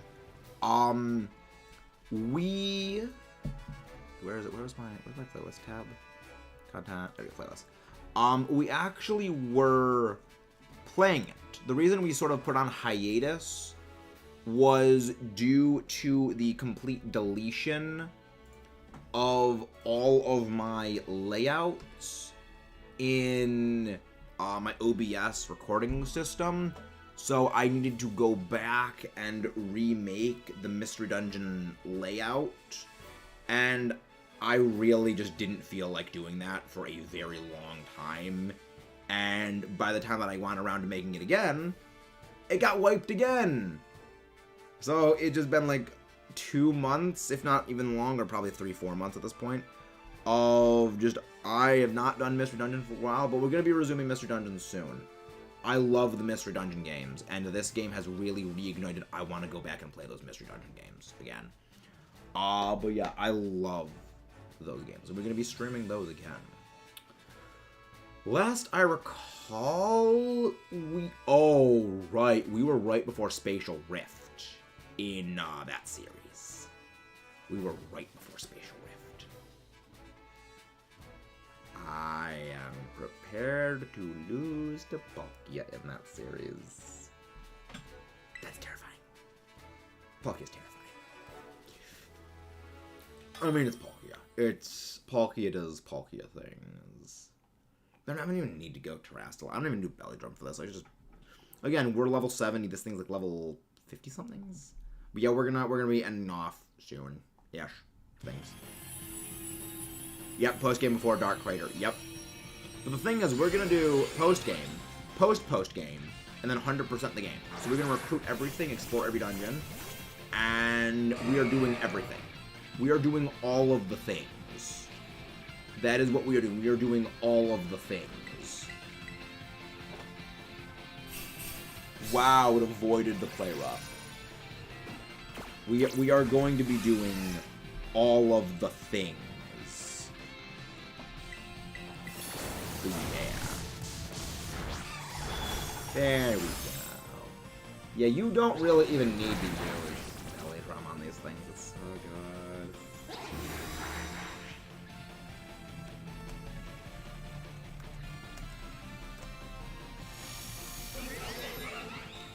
Oh look, they get the negative effects fine. How about we go back? Oh wait. I love how much damage you do without even needing to terrestrialize. I love it. Ooh. Oh, sorry. You're not doing a lot of damage to me. You're doing a lot of damage to me. We resist. We body you completely. I love how Heracross is using Mega Horn because it's the only move it has that's not resisted. It's not immune, I mean, because I have like Thrash, get Thrash, close combat, most likely, great. And yeah, you have nothing else from that, but freaking stop avoiding all of my moves. This is why I missed that I wish I hadn't deleted Liquidation off this thing. There we go, but now your shield broke. Your shield goes breaky break. Your shield goes breaky jakey. Aqua Jet. Yeah, I guess priority moves do work. That I guess like turn order still somewhat is obeyed. But yeah, oh yeah, right, you get like one more move after things and then you go down. Yeah, like these battles are kind of buggy. Not even a pun with Vespa being a bug type, it's just these battles are buggy. They don't work properly frequently. Good luck at clearing 0 eyes will stop Destiny Power. Yeah. Yeah, I've heard I've heard, I've gotten to those in previous previous playthroughs. I have not done any of the Legendary Beast dungeons, like the new dungeons, like they have the grudge traps. I dread those. I dread those. Because I've never done anything with them. And I really am worried about potentially just going in and getting absolutely shreked by, oh yeah, no, we've got these things and all this stuff and things. But yeah, there we go. We're gonna go check out one more raid, and then we're gonna end off. We're gonna go on a raid, which means I should probably look for someone. The Ohio is near. What do you mean the Ohio Mudkip? Elaborate. Explain. Mudkip got some splaining to do. Kipper. We got a Kipper on deck.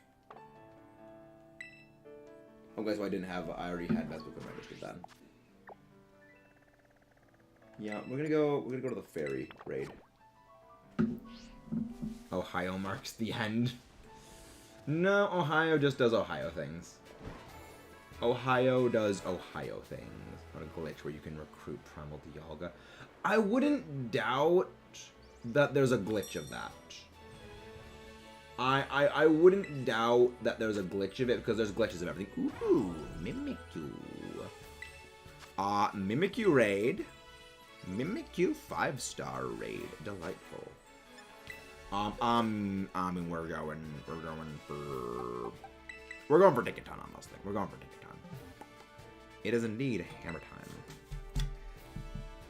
It is indeed exceptional hammer time for this thing, because Ticketon just does a lot of damage. I love it. Oh, very Mimikyu.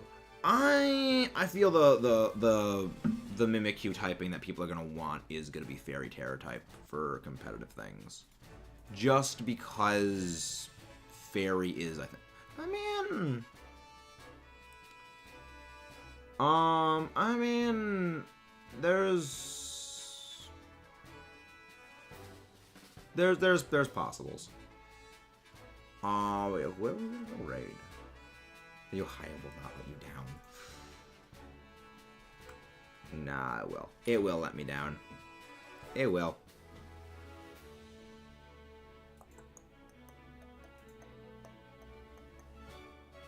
Ah, I know who are gonna go raid. I know who are gonna go raid. They are also doing Terra raids.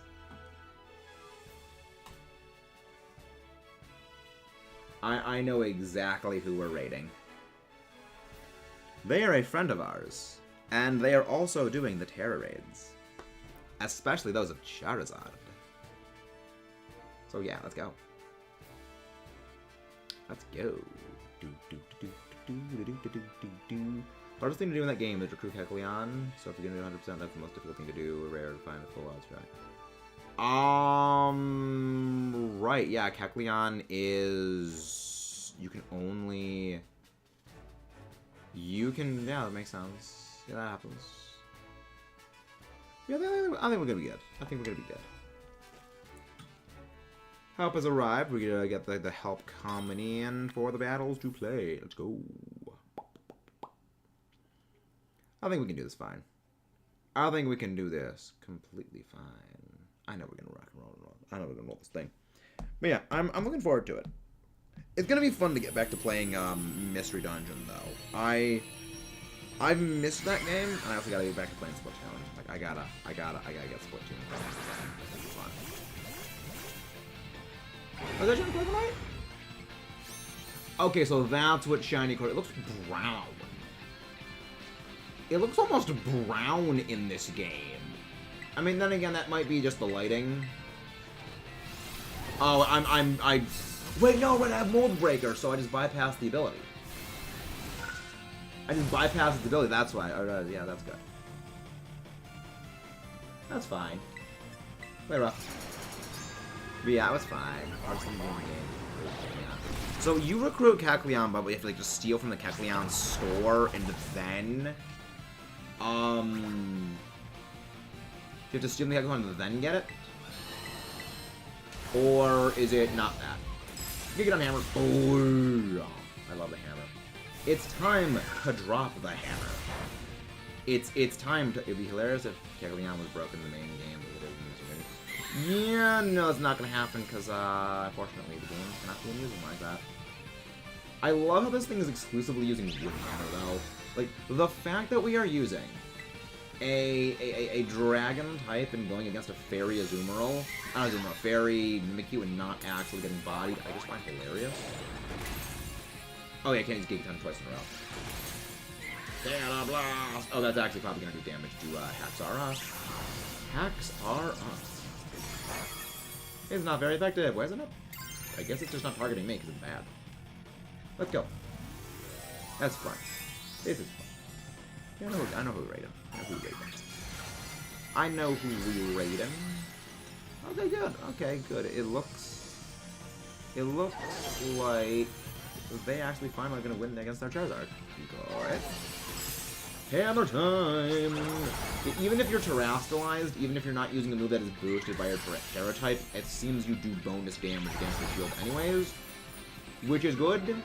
Oh, screw off of that attack drop. You can screw off with that attack drop. You didn't need to get that attack drop. Alright, I'm probably gonna heal. Gigaton Hammer! You have to steal from it. Strong max stat taking on the full stop all the Pokemon spawning. Okay. No, it can't get him twice in a row. Play rough. Yeah, that I know. I know that if you steal from them, it makes everything... it makes them stop spawning. It makes them stop spawning other stuff, but it makes them go fight everything. But yeah. Okay, well, I'm dead anyway. That's fine. There we go. Yeah, the Kecleon are like 999 stat and everything, or they just level 100? Because I vaguely remember beating them in, I vaguely remember beating Kecleon. Granted, that was when I was using Dialga and Palkia, so like I could just go on the water and just stay away from them. Well, no, then again, well, yeah, just stay with him, just weaken him down, and then go with that. But yeah, I remember that. There we go. There's a Mimikyu. Mimikyu's going down. I think that transition ability is fine. Play her up. Maxed out that. So they're level 100. So it's just the level 100. Okay. I think Gigaton Hammer should be enough to beat this thing here. Just bonk. Just bonk. Love it. You just go for the big Hammer Bonk. The Hammer Bonk 9000. But with all of that done and dusted, my friend, actually, I think we still keep going for that. I think we still keep going for a bit. No. Not gonna catch these.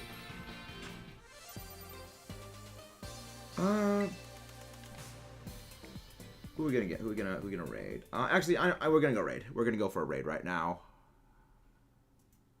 Yes, we're gonna go for a raid. So, Nice Maxis raid. There we go. We're gonna go raid Burno. He is presently doing the Charizard raids, helping people do their Charizard raids. So if you want help with your Charizard raids, let's go send some love. See you guys.